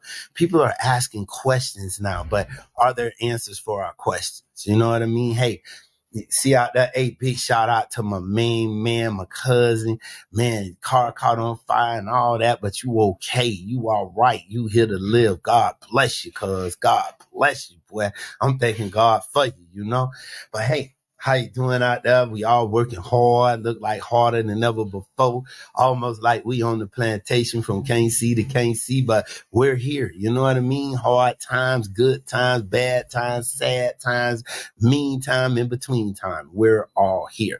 But hey, my show today is one, I'm a Malcolm X dude, civil rights dude, history dude. But Malcolm X had a speech called It's a Very Vicious Cycle.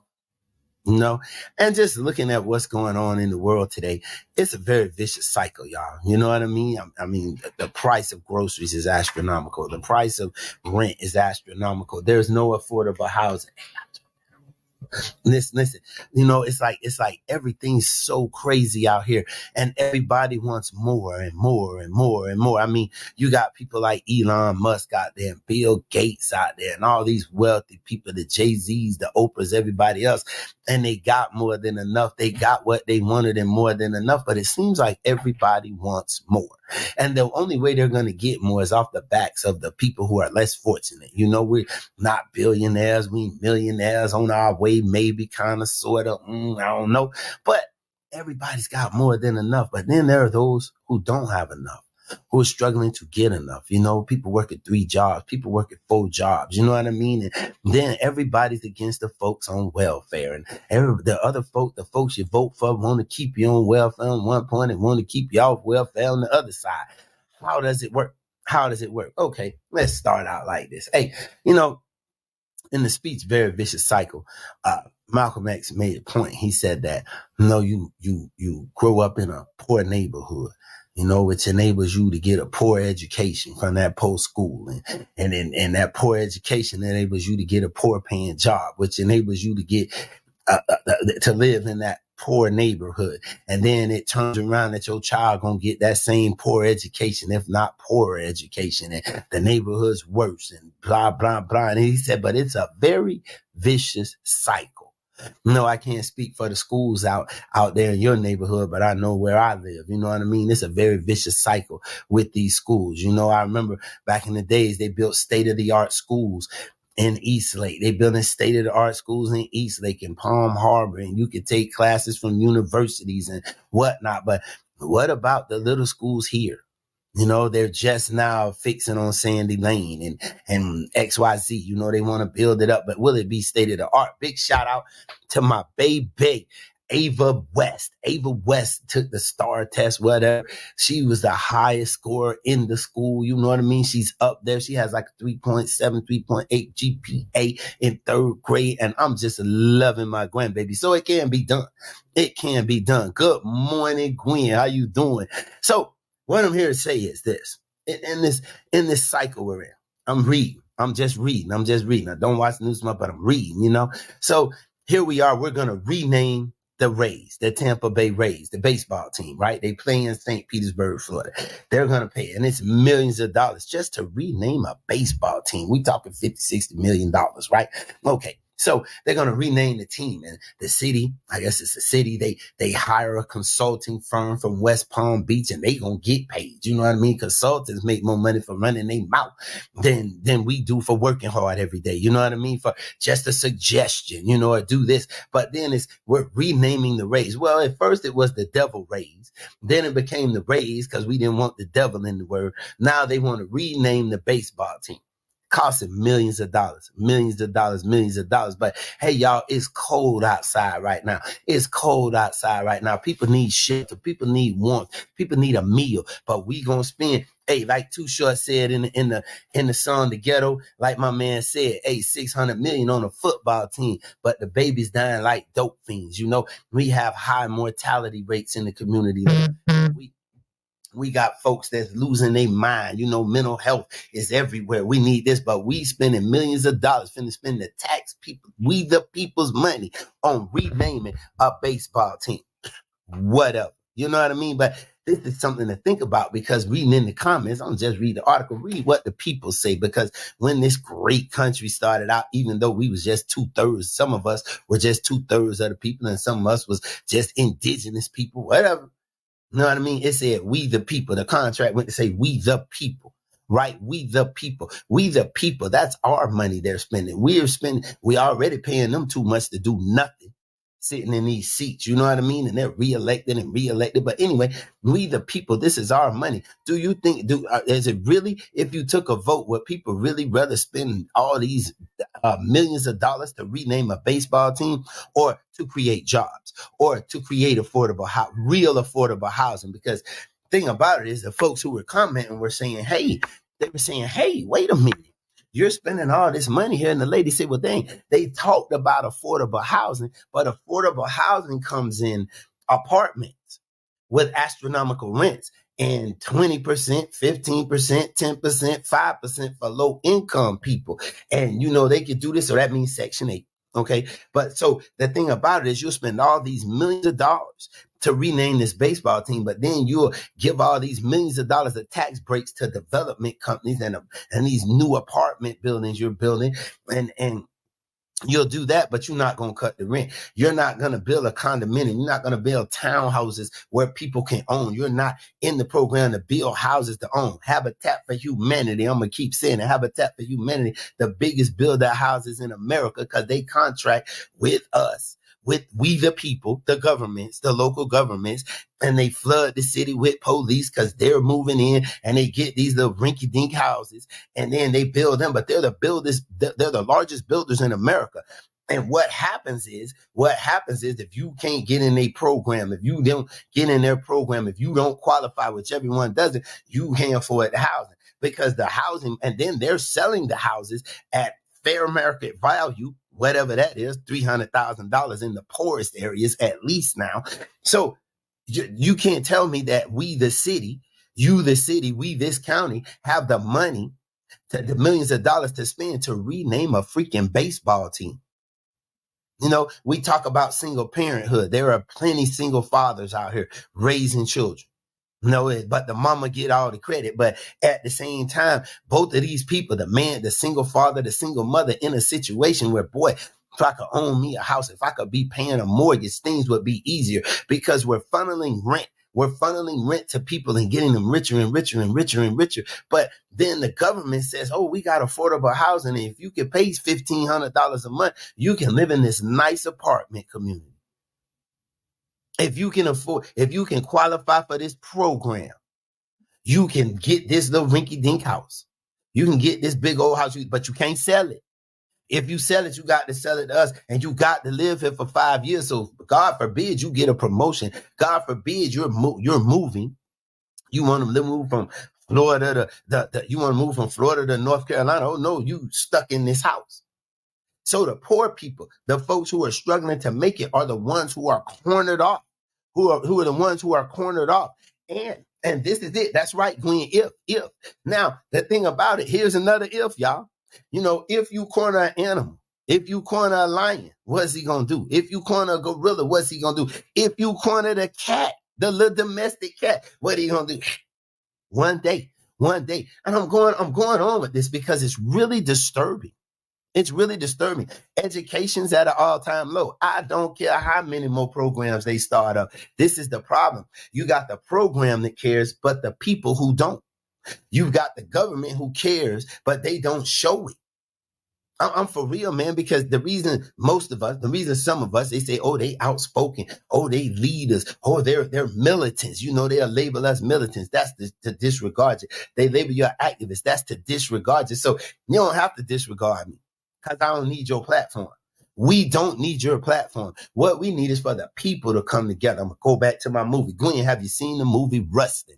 It's Rustin. It's on Netflix. I'm pushing everybody, watch this movie. Because this brother was a homosexual. He was black at a time when this and that. But everybody, oh, Dr. King did so good at the march. But when you go back to the movement, this the man who organized those marches. This the man who did the boycott in Montgomery. This the man who got his face cracked in the 40s when they was fighting. But this brother organized the march on Washington. And then when A. Philip Randolph and Dr. King and Roy Wilkins and all them, the NAACPs went to sit down, they say, oh, you should come with us. The man hadn't been with him. Let me show you about the platform. The man say, no, my mama told me, say it ain't nothing wrong with being a garbage man for the betterment of the people, for the people. You know what I mean? Somebody's got to do something for the people. We got Joe Biden up here. He older than Santa Claus. And I'm going to keep running for president so Trump don't get here. But one thing I could say, I could keep a little bit more of my paycheck when Trump was in office.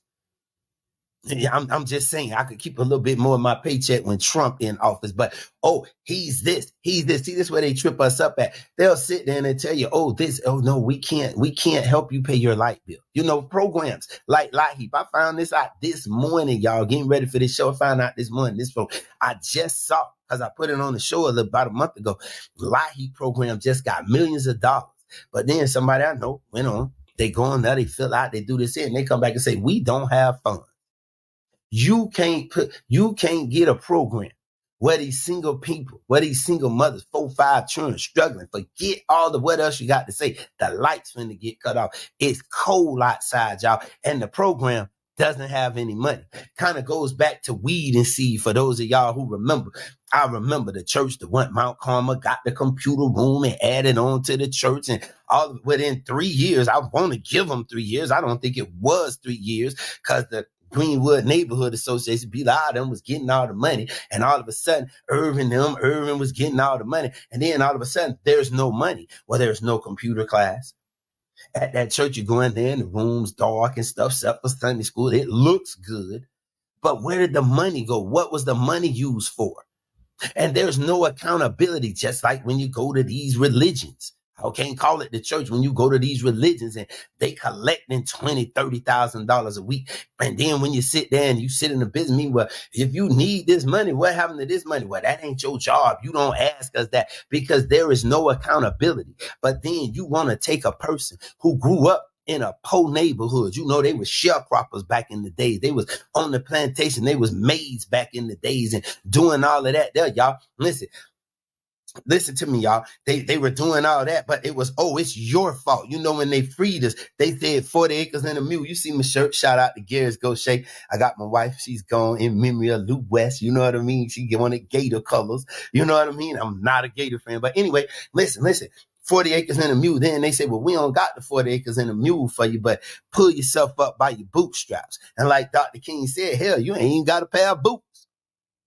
Same thing goes on today. And the cycle keeps going. The machine, someone was telling me to get some, you need to go to sleep. You need to go to sleep. I say, hey, man, the machine don't stop. The machine don't stop. I told him, I say, hey, I go to bed when I sleep when I have to. You know what I mean? My body said, man, just get some sleep and that be the best. But anyway, the machine keeps rolling.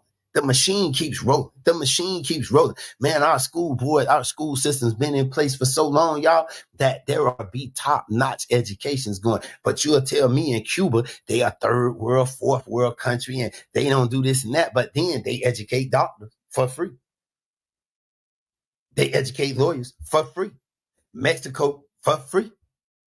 You don't want the Mexicans coming over here probably because they got more education than the average American. They qualify for the job more than the average American. And it's free. In the poorest countries in the world, the education is free. Though the living conditions are rough, you go on YouTube and hit the world's most dangerous ways to school. And see what you see. How you crossing through crocodiles and walking through here where lions, tigers, and bears and all this here going on, but they're going to get it, and they go in the hope that if I get this education, I'll be rich. So the same nightmare is being sold all over the world. All around the world, it's the same song, y'all. It's the same song, y'all. It's the same thing going on, y'all. But we're so duped to be able to go into our gated communities. We're so duped. Do we know I started a business too? And here you go. You just got to talk about the government. You know, I started my business to help the hood. No, you didn't. You started a business to feed yourself better. You started a business to increase yourself. Well, like I said, okay, we got all the money. Jordan them got all the money. Jordan them got all the money. Hey, these politicians, maybe it was a poor dude who became a U.S. congressman, who became a state representative, whatever. Look at Rusan. Rusan became a state representative. He ain't fought a case yet. He was around here tearing up stores and breaking up the crack pipes. What happened? I got a different platform. I'm better than y'all now. I wear my new cowboy boots. I can do this and that. And so here we are. But the hood has not changed, but the rent went up. The vacant lots are still there. Though you improved your credit score, though you got it, though you got your debt to income ratio is where it's supposed to be at, they won't sell you that lot. The bank won't build you your $300,000 house there, but Habitat for Humanity can get that lot and build that $300,000 house there. The little green with the little Pinellas County, whatever they call it now. Well, Miss Gully it was Clearwater neighborhood housing, whatever.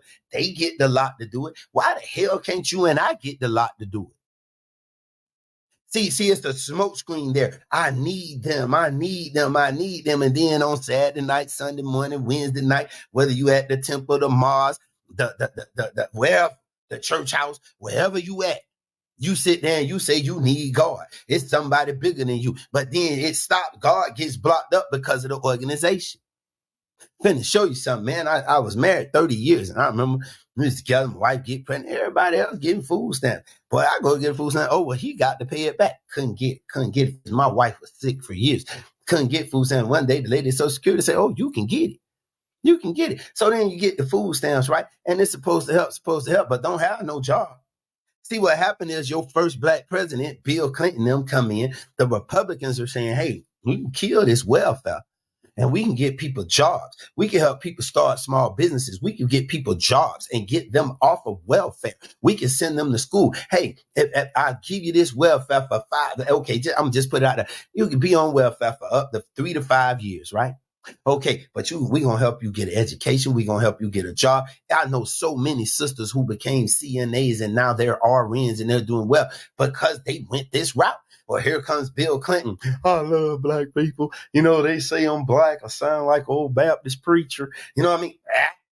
Here it comes. Not only was it the prison, the school to prison pipeline that increased, but then with the welfare, if you get a job, you got to go to work on welfare. We're just not going to give you none for free. So then you got these folks who went there, they were doing good. They trying to come up. Some of them going to school, but damn, I can't afford to go to school no more because they cut my benefits. They ain't going to help you. See, that's not help. Getting a job going to help. And you think, I'm doing so good. I got a job now. I could do this, but then they cut the benefits and you got these miles to feed and you got to do this here. So not only did you have to get the job and the benefits got cut, you're going to keep going on because you like working, you feel a little more independence, but then you got to sell something else to help ends meet.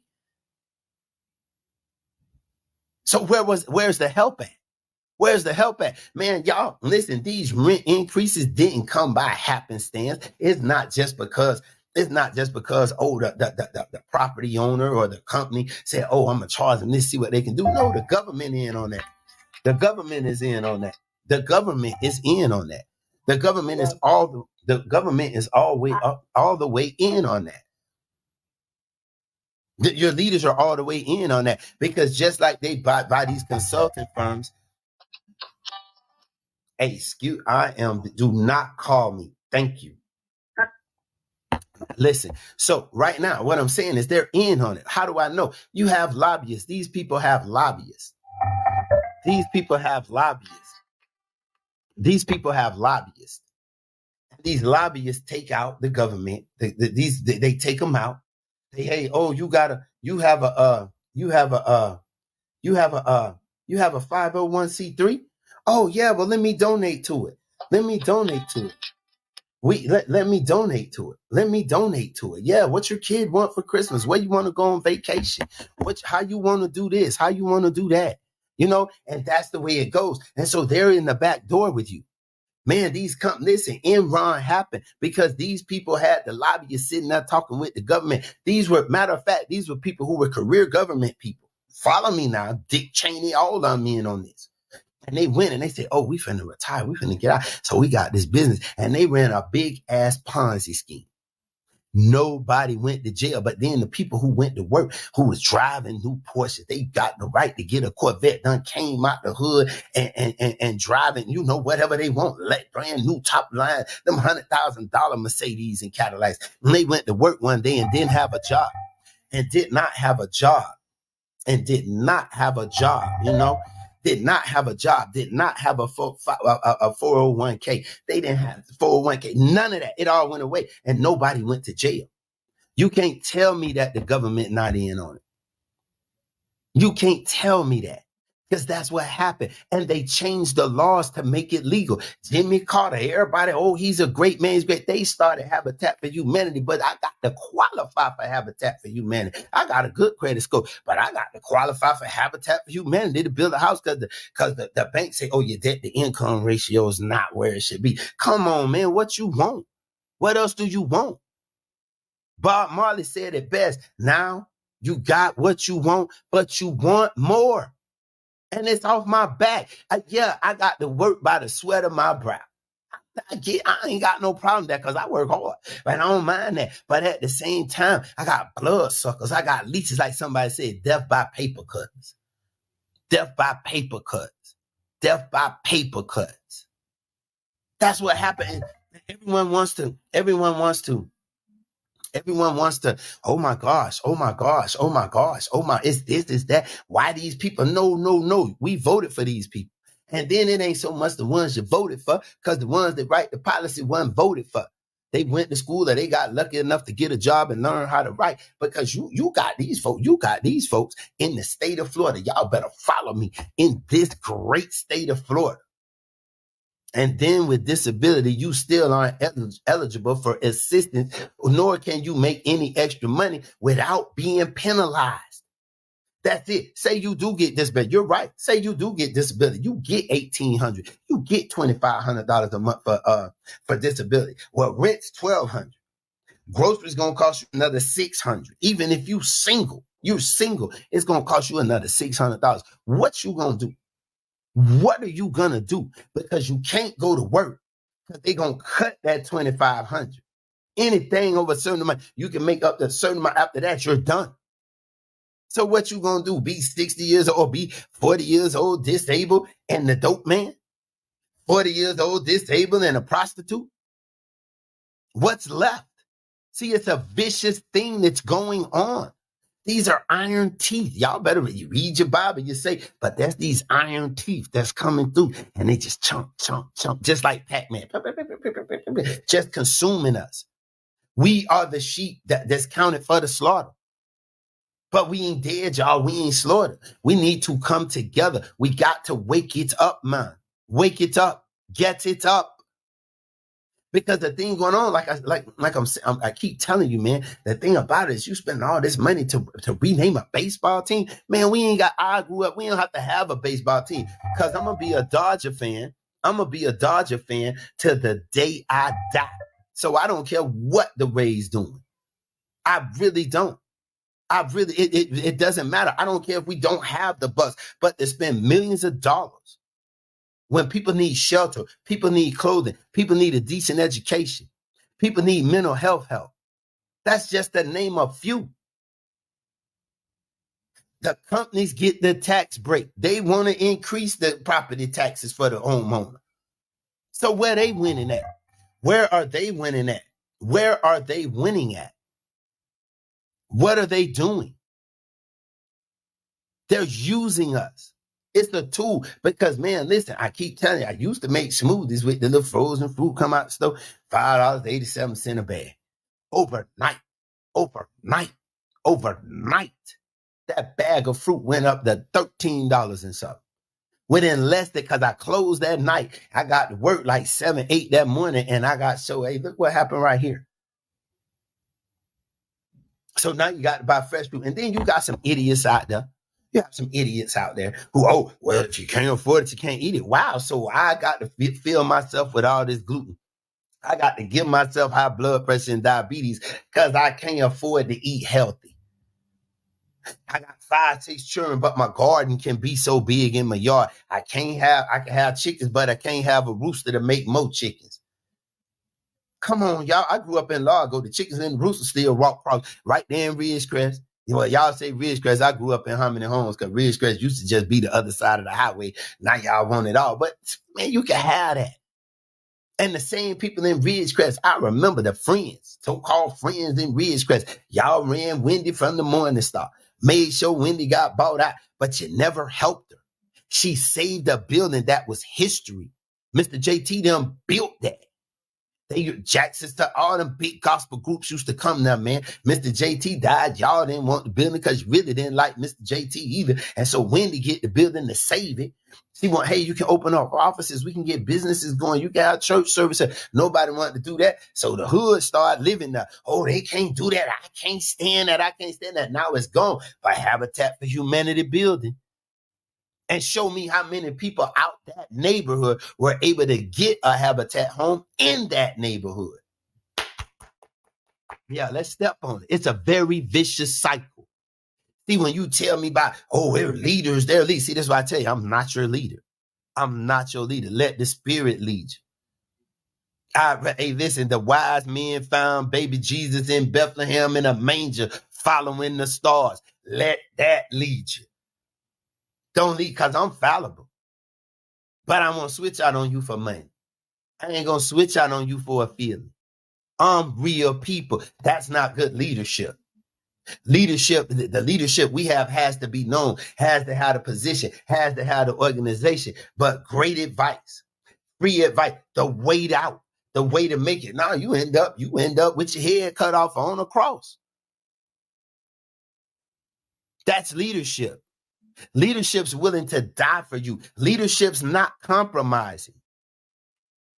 You know, I'm watching the movie Rustin, and A. Philip Randolph then was going to march on Washington about being poor and this and that, about rights, equal rights. And then Truman came through and integrated, I think it was Truman, came through and integrated the military in the Department of Defense. But what did that do for the rest of America? What did that do for the rest of America?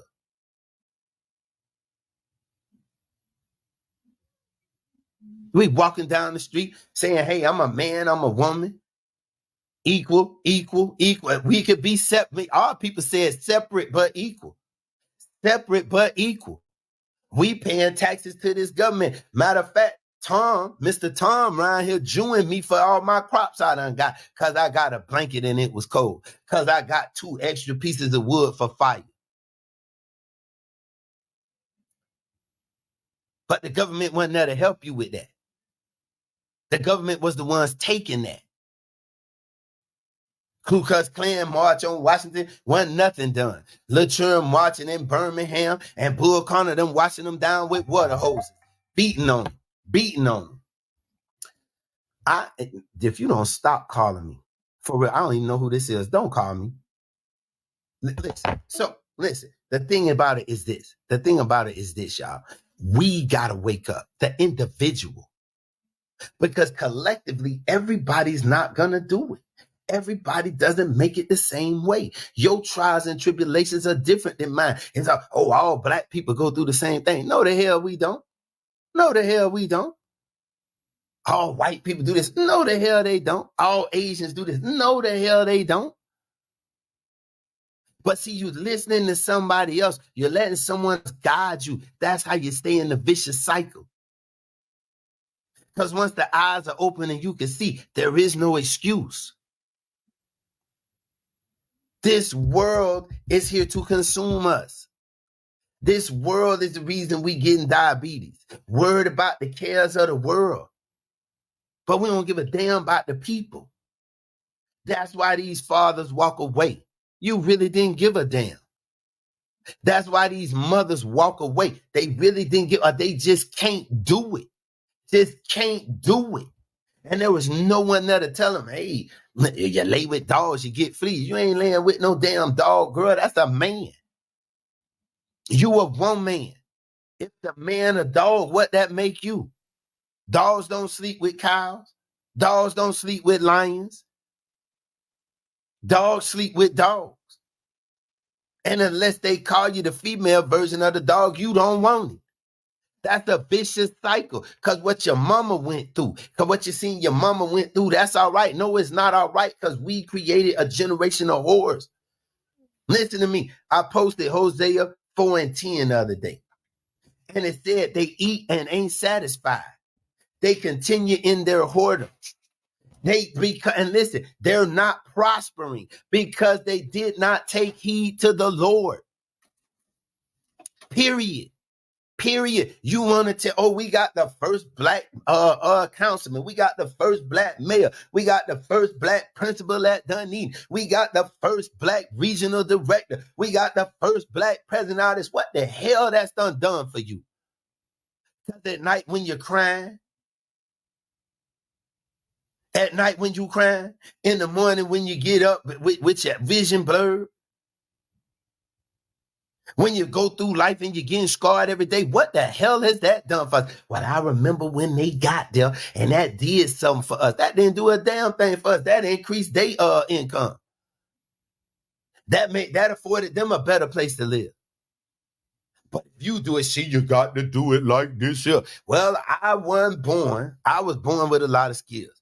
I've been gifted with a lot of things. I have learned a lot of things. But kissing somebody ain't one of them.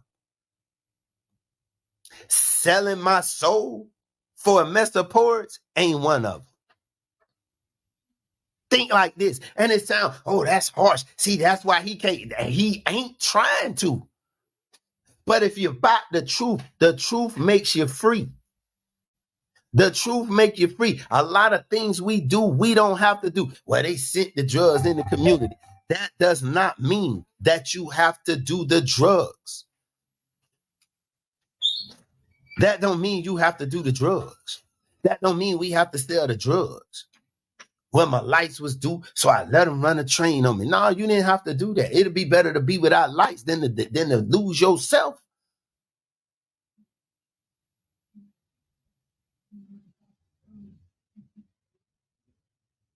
Come on, y'all. This is the vicious cycle we in. Used to be, listen, they buying the projects out. But if you think about it, Projects here in Clearwater, what they were started in the 40s, and the school teachers and all them, somebody, they stayed there. So then they figured out they could live in a better place. The government made it where, oh, you making more money, you can move over here to this part. They moved out there, and the projects became for all the poor people. School teacher didn't even come back to visit them. Wouldn't even come back to tutor the children so they could do better. So then the projects is a bad place for all these years, and it's a police presence and all of this, and the mothers need to do this, and if the man there, you can't do that. Claudine, listen, Hollywood show you some stuff. The movie Claudine, Diane Carroll and James Earl Jones. He was there. Hey, listen, when the welfare lady showed up, they had to hide the toaster. They had to hide the iron because you couldn't freaking have one. So no doubt there's not a man there. But when the man came along, the garbage man came along. The garbage man came along. And he said, no, baby, this is what we gonna do. He talked to the sons. Hey, man, bro, listen, this ain't how you gonna make it. This how you gonna make it. Took a man's part. So when the welfare came back, the lady had to be quiet because the man said, baby, you ain't got to come back here. Don't ever come back here. Why? Because I'm here. Because I'm here. No, the lady, hey, just found out the lady, oh my God, sister work for DC up and be at work drinking. So what's your attitude like? We got drug addicts everywhere. That's like my son say, hey, doctor, he say, I tried smoke, but the doctors give me the dope to cope with it. No, you don't need that. I made up mine. All of us got wrong in our life. You don't want me to call you a sinner. All of us got wrong in our life. But if we can straighten out the wrong in our life, everything's going to be all right. You the only Jesus somebody going to see. No, the hell I ain't. You going to see Jesus when you see him. And hopefully you on the right with the sheep. Let's talk about this money. Because the vicious cycle comes in there. Man, you going here and the reverend getting paid. The reverend get paid, the musicians get paid, the lights get paid, and they still paying on these buildings, and they get paid. But here you is with a $200 light bill, and I let me give you a budgeting course. Let me give you this. But like I said, Gwen, when I asked about where all this money went, that ain't none of my business. You giving. But you gotta hopefully some other person giving is giving to your bosom, because where you giving at ain't finna give you nothing. Ain't gonna give you nothing. They'll give to the God commanded us to help people, and the church, the body of Christ, gonna give to an organization before it give to a member in the body. And you wonder why we sick, Marshall. Marshall, we sick. That's a game. That's a bunch of BS. This is the vicious cycle that we are in. Should say, I need a man, Miss Seeley, a man. Here it is, my nigga. I got my nigga around here. What? If you got a nigga, you ain't got a man. My lady over here, man, I want a woman next to me. I need a woman. You need a man. Then you got to have somebody to find for the same dude. All y'all out here, it's women saying, he right, because these women need to do this. Well, you must hate women. Hate being a woman. Because if I call you a female dog, it's an issue. I can't believe he said that. Here it is. He calling you a fat, angry, no good, Horace. And you take it, oh yeah, well I should. Well, you shouldn't talk to me like that. Are you crazy? Are you crazy? Girl, you valuable. Brother, you more. He started out talking to the brothers, but I guess the brothers, man, I don't want to hear this. And then here he go down with a prostitute in the room. I don't want that. I want a woman, my woman. Don't you want your man? I done had plenty. But I want my woman. I want my lady. This is the thing. We don't claim anything but the hood, but the streets, but the job. Negro won't claim the churn. But this my lady. Beyonce said one thing, right? Put a ring on it. But that don't make it yours either, because they off the chain too. It's a vicious cycle out here. But then when the fallout comes to our children. The hurt is on our children. The disdain comes from our children. The community is hurt. The family hurt from our children. The community hurt from our children. Hell, you tell the girl, oh, that baby bringing shame on our family. Hell, what about the ones you and your mammy had before you was married? That 9, 10, 11. How they bringing shame? And it started back deeper than that because they'll send you to Georgia. And, oh, her husband died on the railroad. Oh, he got killed in the Orange Grove. No, it wasn't Uncle Bud. That's Uncle Buddy child. That's your brother child. But the girl about shame. So now she's mentally disturbed. That little boy mentally disturbed because Uncle Chester messed with him. But you'll blame, oh, no, that's so, no, you got to stop that and blowing I can't talk like that. Listen, doing whatever you got. Hey, they went riding and I ain't seen them since. Well, ain't nothing wrong with that. See, we read these books and we say they're religious books, but in the other breath, you say that's the word of God. But in the word of God, it tell you it'll be better for you to be on a wagon wheel with a millstone around your neck and that thing take you down and drag you up than to mess with them.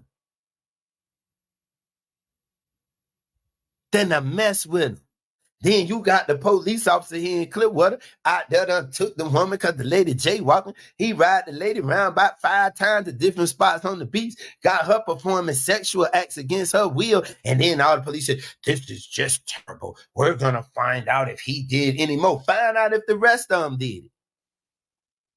They fired Officer Bright out there in Ridgecrest. He was the community officer. They fired him because he was just having sex with women and one got mad. So he was immoral. But you want me to be moral. That little boy can't eat. His mama's a junkie. His daddy a junkie. He can't eat. That's why he was selling that dope. Yep, everything revealed at the funeral. That's when we get together at the funeral. Oh, we need to get together besides the funeral. How the hell we gonna get together and keep it real when you got something against me? You don't like who I'm sleeping with. But twin, I'm finna keep real. You don't like who I'm saying, and that's who I'm bringing. So before all the sleep words come, before all them ignorant behind questions come, I'm not going. I had somebody tell me, my wife been dead over a year. Come on, I got something to get against you. I say, what? Oh, you didn't invite me to her thing. I say, invite you to a memorial service. I say, no. And you ain't called nobody. I say, hey, you right. I didn't call nobody. I turned both my phones off and threw them in my drawer. What? Because I didn't want to talk. The hell I'm going to call you for? Man, I'm shattered. And people want more from you. I'm like Warren Sapp. I ain't got no more to give. So I ain't even going to try. But then when it's to reciprocate to you, it ain't there. And it's a reason why. Then you want me to, let's get together and eat because family need to be. No, that's not family. Straighten me. Kin folks, skin folks, no folks. You see, y'all, the essence of us is how do you stand in this time, in that hard time? Can you do what you got to do for you? Listen, it's a reason you might sell some of that cat. But you ain't got to sell it all the time. It's the reason I was out there selling dope, but I ain't got to sell dope all the time. Come on, y'all. Let's keep it 100. Let's keep it 100. Ain't no skeleton in your closet. Because like King David say, I see it every day. I relive it damn near every day. But I keep going. Ain't no doubt. I ain't got no doubt. I ain't got no shame. I ain't got none of that. You got that for me. So I choose not to fool with you. Like I said, you want to lead a guy. Here's a man. John the Baptist could have been anything he wanted to in religion. His daddy was a man, was one of the people. He could have been anything he wanted in religion. But he chose to go to the desert and say, repent, join the kingdom of God. The kingdom of God coming, judgment coming. That's what John the Baptist did. John the Baptist wore camel hair and a big belt, and he ate locusts and honey. Oh, he's weird. He's psychotic. But he didn't follow that.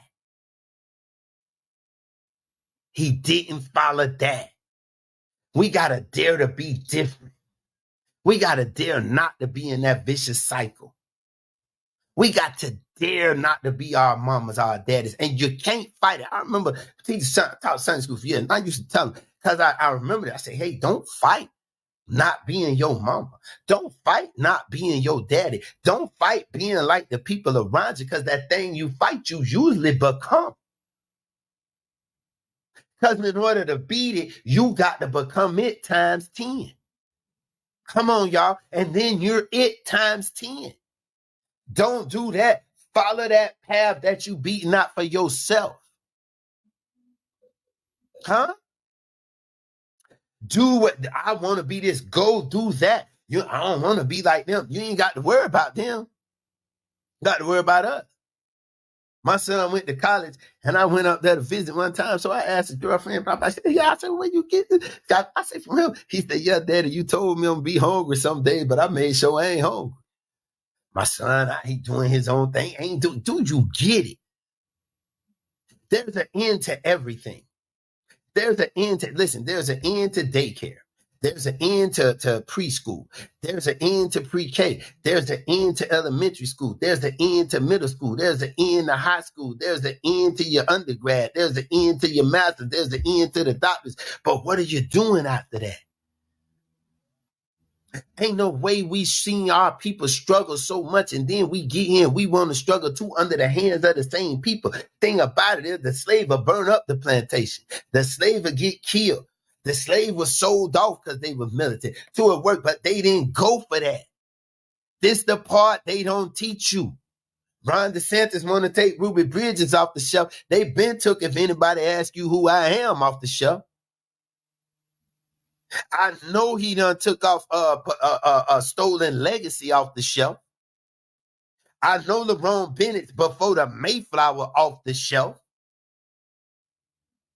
Because this is where they show you, hey, it wasn't all this here. This is what went on. We had this. We had that. Oh, they stole our inventions. Damn it, invent something else. Steal it back. Well, they say you can't live an eye for an eye. I ain't took his eye. I took my stuff back. Oh, the devil gonna give it back. That's a lie from the pit of hell. Job lost everything he had at the hands of the devil because God let him, but he kept following God. Look what he got in the end. See, it's a reason you read. Reading used to take you somewhere. That's what they tell you. Reading used to take you somewhere. The Bible on a 5th grade level at the most. But it takes, remember, picture page. You can, if you read a book about flying around the world and you envision that, it's like you flew around the world. But then that ought to motivate us to want to fly around the world. Dude tell me, man, you ought to go to Dubai. Damn, Dubai, I want to go to Brazil. That's where I'm headed, Brazil. What? Because I just want to go to Brazil. From reading National Geographic when I was a little boy. Now I'm motivated. Ain't got nothing to stop. Let's do it. Let's do it. Let's get out this vicious cycle of the government's going to do this for us. We need affordable housing. Let's make some affordable housing. Hey, Uncle Dan, there's a lot more Uncle Dan's. You know, they started Ridgecrest. People start out there with the little field at the white folks. You know, the white people gave you this. Hey, listen, they ain't got to give us nothing. Let's get together and purchase us 500 acres. They for sale around here. Let's get together, purchase us 500 acres. Let's develop them 500 acres. Let's build our own communities. And be damned if we go out like Rosewood. Damn, go to hell before we go out like Black Wall Street. I'm serious this morning. Let's get out the cycle. Let's get out that cycle. Because the police taking women and they taking coochie out there on the beach. Then the police appalled. But then they back in our community. Because they got a new police chief here in Clearwater. I don't know what y'all got going on with Holloway down there. Or wherever else you at. With Bob. I don't know what you got. But then they around here, oh, you done increased the police presence because we got a new police chief. The election's coming up and you got to appear tough on crime. It's a lot of crime in Clearwater. The people in Palm Harbor begging for you to get the gangs out of there. But here you come. It's 4 people on the corner and they rappers and they're a gang. That's a vicious. No, we gonna stop that. We gonna stop that. Gonna be on the block talk. Now don't worry about the police. Let's talk to these brothers and sisters. Don't start your 501c3. Come from right here. You got a heart. I have a heart for ministry. You start a 501c3. No, nigga, you got a heart. Excuse my name. No, nigga, you got a heart for no taxes. You got a heart for doing better. Real talk, man. In our spare time, what do? We on Facebook, we drink, we eat, we all this, but we're not satisfied. Then we sleeping with this one, that one, the same sex, whatever. We do all of this, all of this, all of this, all of this, all of this. We do all of this and not satisfied. And we commit this and we wipe our mouths and say we ain't done no wrong, but we have. Oh, well, you know, we got the military integrated and we'll try something else. Yeah, them people didn't ride the bus for a year and all it would have took was no, you finna let them ride this bus. Schools was integrated in the 50s right here in Pinellas County. It was damn near 1970 before they integrated. It's something about a policy. It's something about saying something. It ain't worth a damn if it ain't enforced. It ain't gonna do you no good if you can't enforce it. Dr. King had that dream walking down the street with white people. Hell, we grew up in the neighborhood and everybody looked like us and we can't walk together. i.e. 19 churches in 4 square miles. But I need Kevin Samuel to tell me how to be a man or what a woman's supposed to do and treat me like. Hell, I might want a slut. I might need the freak of the week to wake up to. I don't need him to tell me that. I just need her to be my freak. She might want me to be around here off the, oh my gosh, you like to do this, but let's do it. That's what you need to make it, brother, sister. You don't need 9 children from 14 women or men. You don't need them on that time about you not the father, you are the father. Be somebody. Be a care. I've learned something, boy, over the years in my life. I learned to be a caretaker. That's so much bigger than being a husband, a father, all of that. A caretaker. When you got to give all yourself to somebody. Who's here to take care of us? Where's our Moses? Where's our righteous kings? Everybody a king and we got a bunch of degenerates running around. Brother told me, Gwen, talking about we ought to move to Africa. So I'm looking at Burundi, right? Looking at this thing, Burundi, me and my babe, me and my love. I'm sitting there watching Burundi.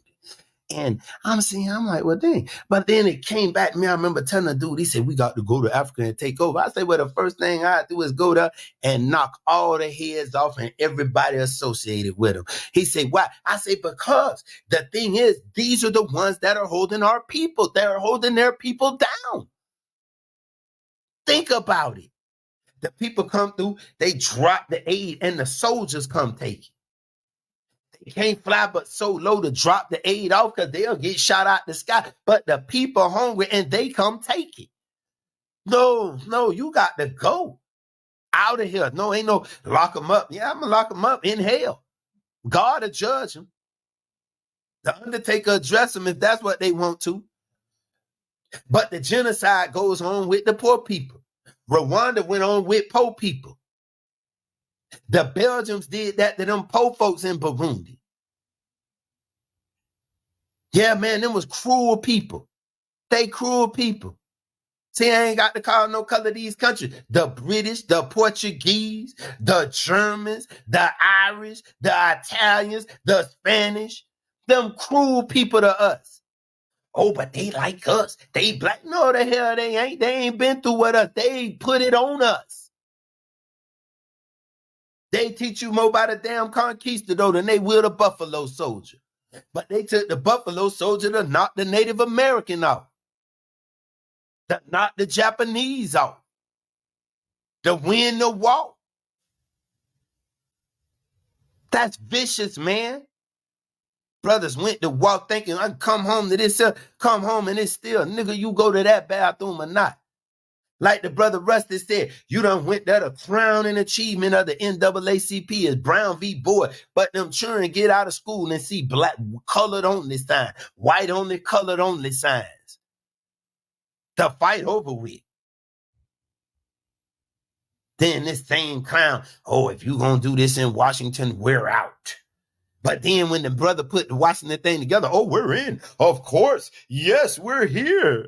You've got to humble yourself to this because it's supposed to be a 2-day march. Let me show you what happened. The second day after the speech, where they were supposed to surround the White House and sing.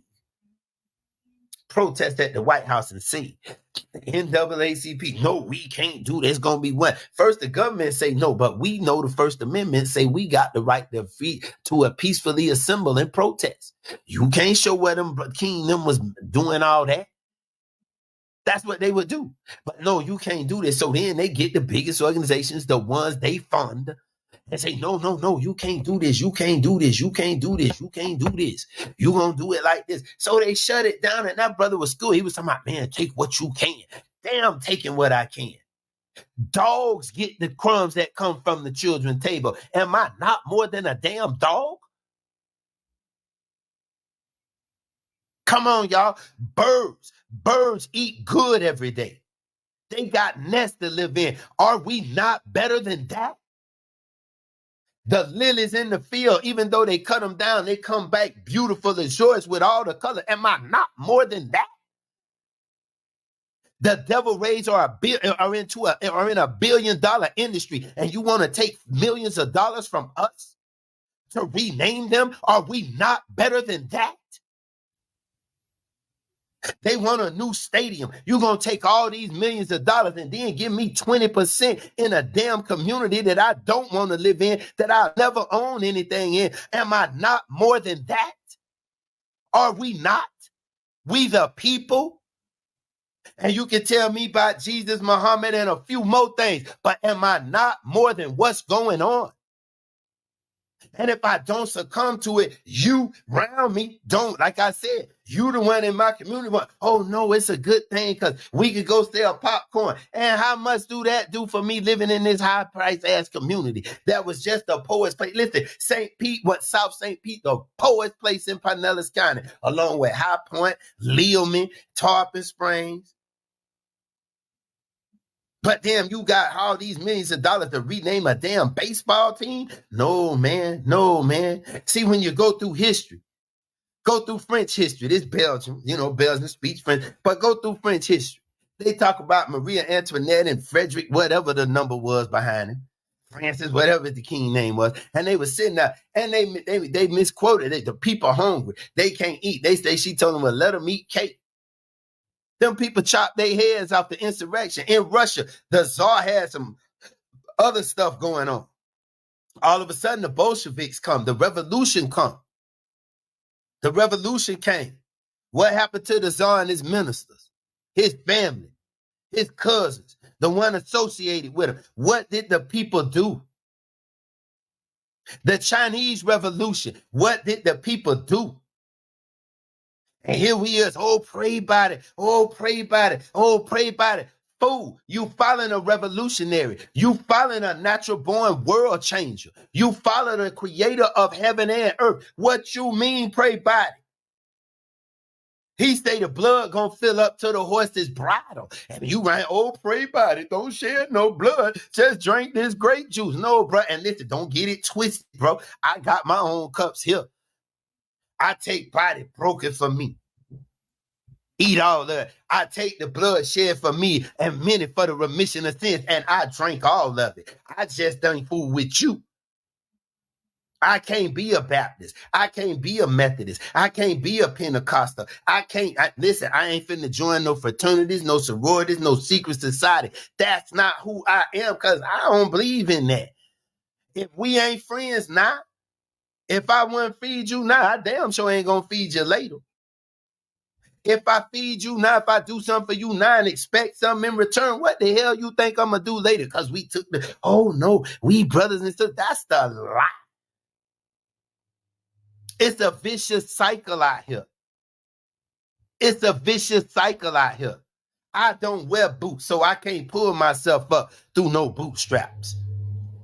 But I know better than to spend my money on a damn baseball team when it's cold out here. And these people racked up at St. Vincent de Paul's in the cold, just waiting for a meal, hoping they could get a bed in somewhere warm tonight. Because you can't take but so many people, because what the fire marshal say. I know that the program that helps pay light bills, they say, I found this out, the girls say they ain't got money. They don't have money, but they just got millions of dollars. Well, maybe that started in January or something like that. But I know that's a lot from the pit of hell. I know where they collecting $15,000 to $40,000 a damn week in tithes and offerings, and they ain't got nothing else to do with it. They ain't gonna help you. So that means we got to help each other. If we can help somebody while we traveling along, cheer somebody up with a word or song, show someone where they traveling wrong, then we're not living in vain. But hey, if I got 10 Phantom Rolls Royces, I'm #1 on Billboard, I got the top blog on the internet, I can go around the world and doing that and doing that and doing that and doing that. But I ain't got no love for you. I ain't done nothing for nobody. One day, the angel gonna say, you fool. Your soul required tonight. What the hell I'm gonna do? Try to write it all off in a day? No. I'm not convinced that God gave us our defense mechanism to just keep being beat up. Thank you. Man, listen, I see what Jesus went in. Y'all talk about Jesus all day, but I don't know what their topic they sermon. But when Jesus walked in the temple and they were exchanging money, they were selling doves. They were merchandising at the church. Say Jesus platted up a cat of 9 tails and went to work in that thing. This house supposed to be a house of prayer, and you done turned it into a den of thieves. See why they killed Jesus the man? He messed with the money. He turned the tables over. But you'll probably get in there when things ain't going right. I go in there and say, God gonna tap that ass. Then I'm wrong. Oh, you can't say that. But what did he do? He tapped that ass up out the temple. Come on, y'all. Let's be for real. For real. Jesus fed people. He ain't feeding no 5,000 people like this. Hell, you ain't fed 5 people with what you got in your refrigerator. But you can knock this. See, it's something about when it's time to do, there's always an excuse. There's always some stuff you don't believe. Yeah, listen, when the idea comes, you don't kill an impulse before it starts pulsing. You can't kill it yet. But that's what we do. We go to, I'm thinking about it in this. Joseph say, hey man, I had a dream and I was like this. Everybody got jealous.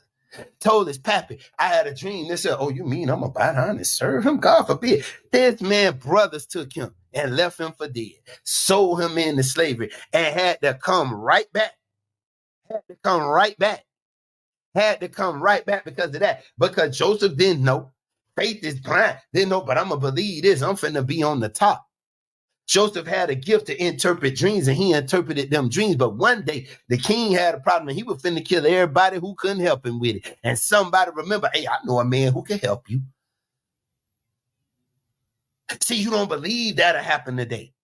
You got to believe that, the man making these millions of dollars at the NAACP gonna help us. That's a lie. Oh, these folks down here at the United Way to Urban League, they gonna do so much in what they can. But that don't relieve pain. That don't relieve suffering. That don't kill hunger. That don't kill nakedness. That don't kill loneliness. That don't kill despair. But it increases disdain. Y'all, we got to wake up today. Support small businesses. Hell no, support them hungry folks on the block that the police roll. Same city, Clearwater. You roll up and you want ID from the homeless. It's raining. These people under honor. Oh, you kick them out in the rain? Boy, it's a nice part of hell for you. A nice part of hell for you. And you're going. Pastor said Sunday, you ain't supposed, you just don't, but it's the time. Yeah, you going to hell. It was my job. Your job will send you to hell. I had a pastor tell me, these people pay me. I got to do what they say. So they tell you to do wrong and you do wrong. You going to hell. Willingly. So for those of us who got to pick red or blue, black or white, pink and green, purple and gold, black and all y'all need this. All y'all need this. Man, you can continue with your rituals and go to hell. Or you can step out of that. You won't denounce that in the name of all that whatever. And you ain't got to denounce it. You just got to do this. My great-grandmother had a 7th grade education, greatest person I ever met. And she said, boy, you can't get to heaven with hate in your heart. You can't get to heaven doing people wrong. Make sure you're good outweigh your bad. Because that same Jesus said, make sure your righteousness outweigh those of the scribes and the Pharisees. Make sure you more righteous than pastor. And if for some reason you get there and you know, hey man, these people here corrupt, all of them corrupt, they sit there, but then, oh, that's a pastor. I gotta meet a pastor. Man, damn that. I know God just like he do, don't you? Jesus died for my sins like he did his, don't you? Because these folks ain't got to do nothing but get a piece of paper and say who they are, and the people accept them. I don't got that paper. I got a paper say license. I didn't need that. Man told me, oh, I could take them license. I told him you could take them and wipe your behind with them. And I didn't say behind. You do that with them. I don't need that because it flows out. Man, go get you some Holy Spirit. Get your soul saved. Hey, get your soul saved. And when the power comes, you'll have it. And I guarantee you, no matter how hard the day was, it wasn't that hard. No matter what you didn't have, I bet you gonna get it. It's something about having enough. It's something about having enough that it'll overflow. The lady say, we ain't got nothing to eat. I'm going to make this cake, and me and my son going to die. The man say, make me the cake. She made the cake. Next thing she know, she had enough stuff to feed other folks. They ran out of line at the wedding. Lady said, man, do this. Hey, when it got done, when it was all said and done, they was drinking their best. They was drinking. I remember drinking MD 2020. Good morning, Nikki. Listen, I remember drinking MD 2020 and Brass Monkey and all the Christian Brothers and Hennessy. No, I don't drink that no more. I drink Top Shelf. Make my Long Island with the Top Shelf. Do you hear me? That's where we go. You say from glory to glory to glory. Oh, he talking about drinking. Damn right. Yeah. Whatever you do, you do. But there are things that we're doing that we should not do, that we don't have to do. Like I said, you gonna spend millions of dollars on a damn consulting firm and more millions of dollars for that rename a baseball team, and all them people right there at St. Vincent's, not far from City Hall, waiting for a damn meal. You're going to hell, and you ought to go. I'm gonna be the one. They say out of the mouth of 2 or 3 witnesses confirmed. I'm gonna be there saying, nah, they helped the baseball team. They ain't feed them people. They didn't help them people. And it's welfare needed, but it's a stepping stone.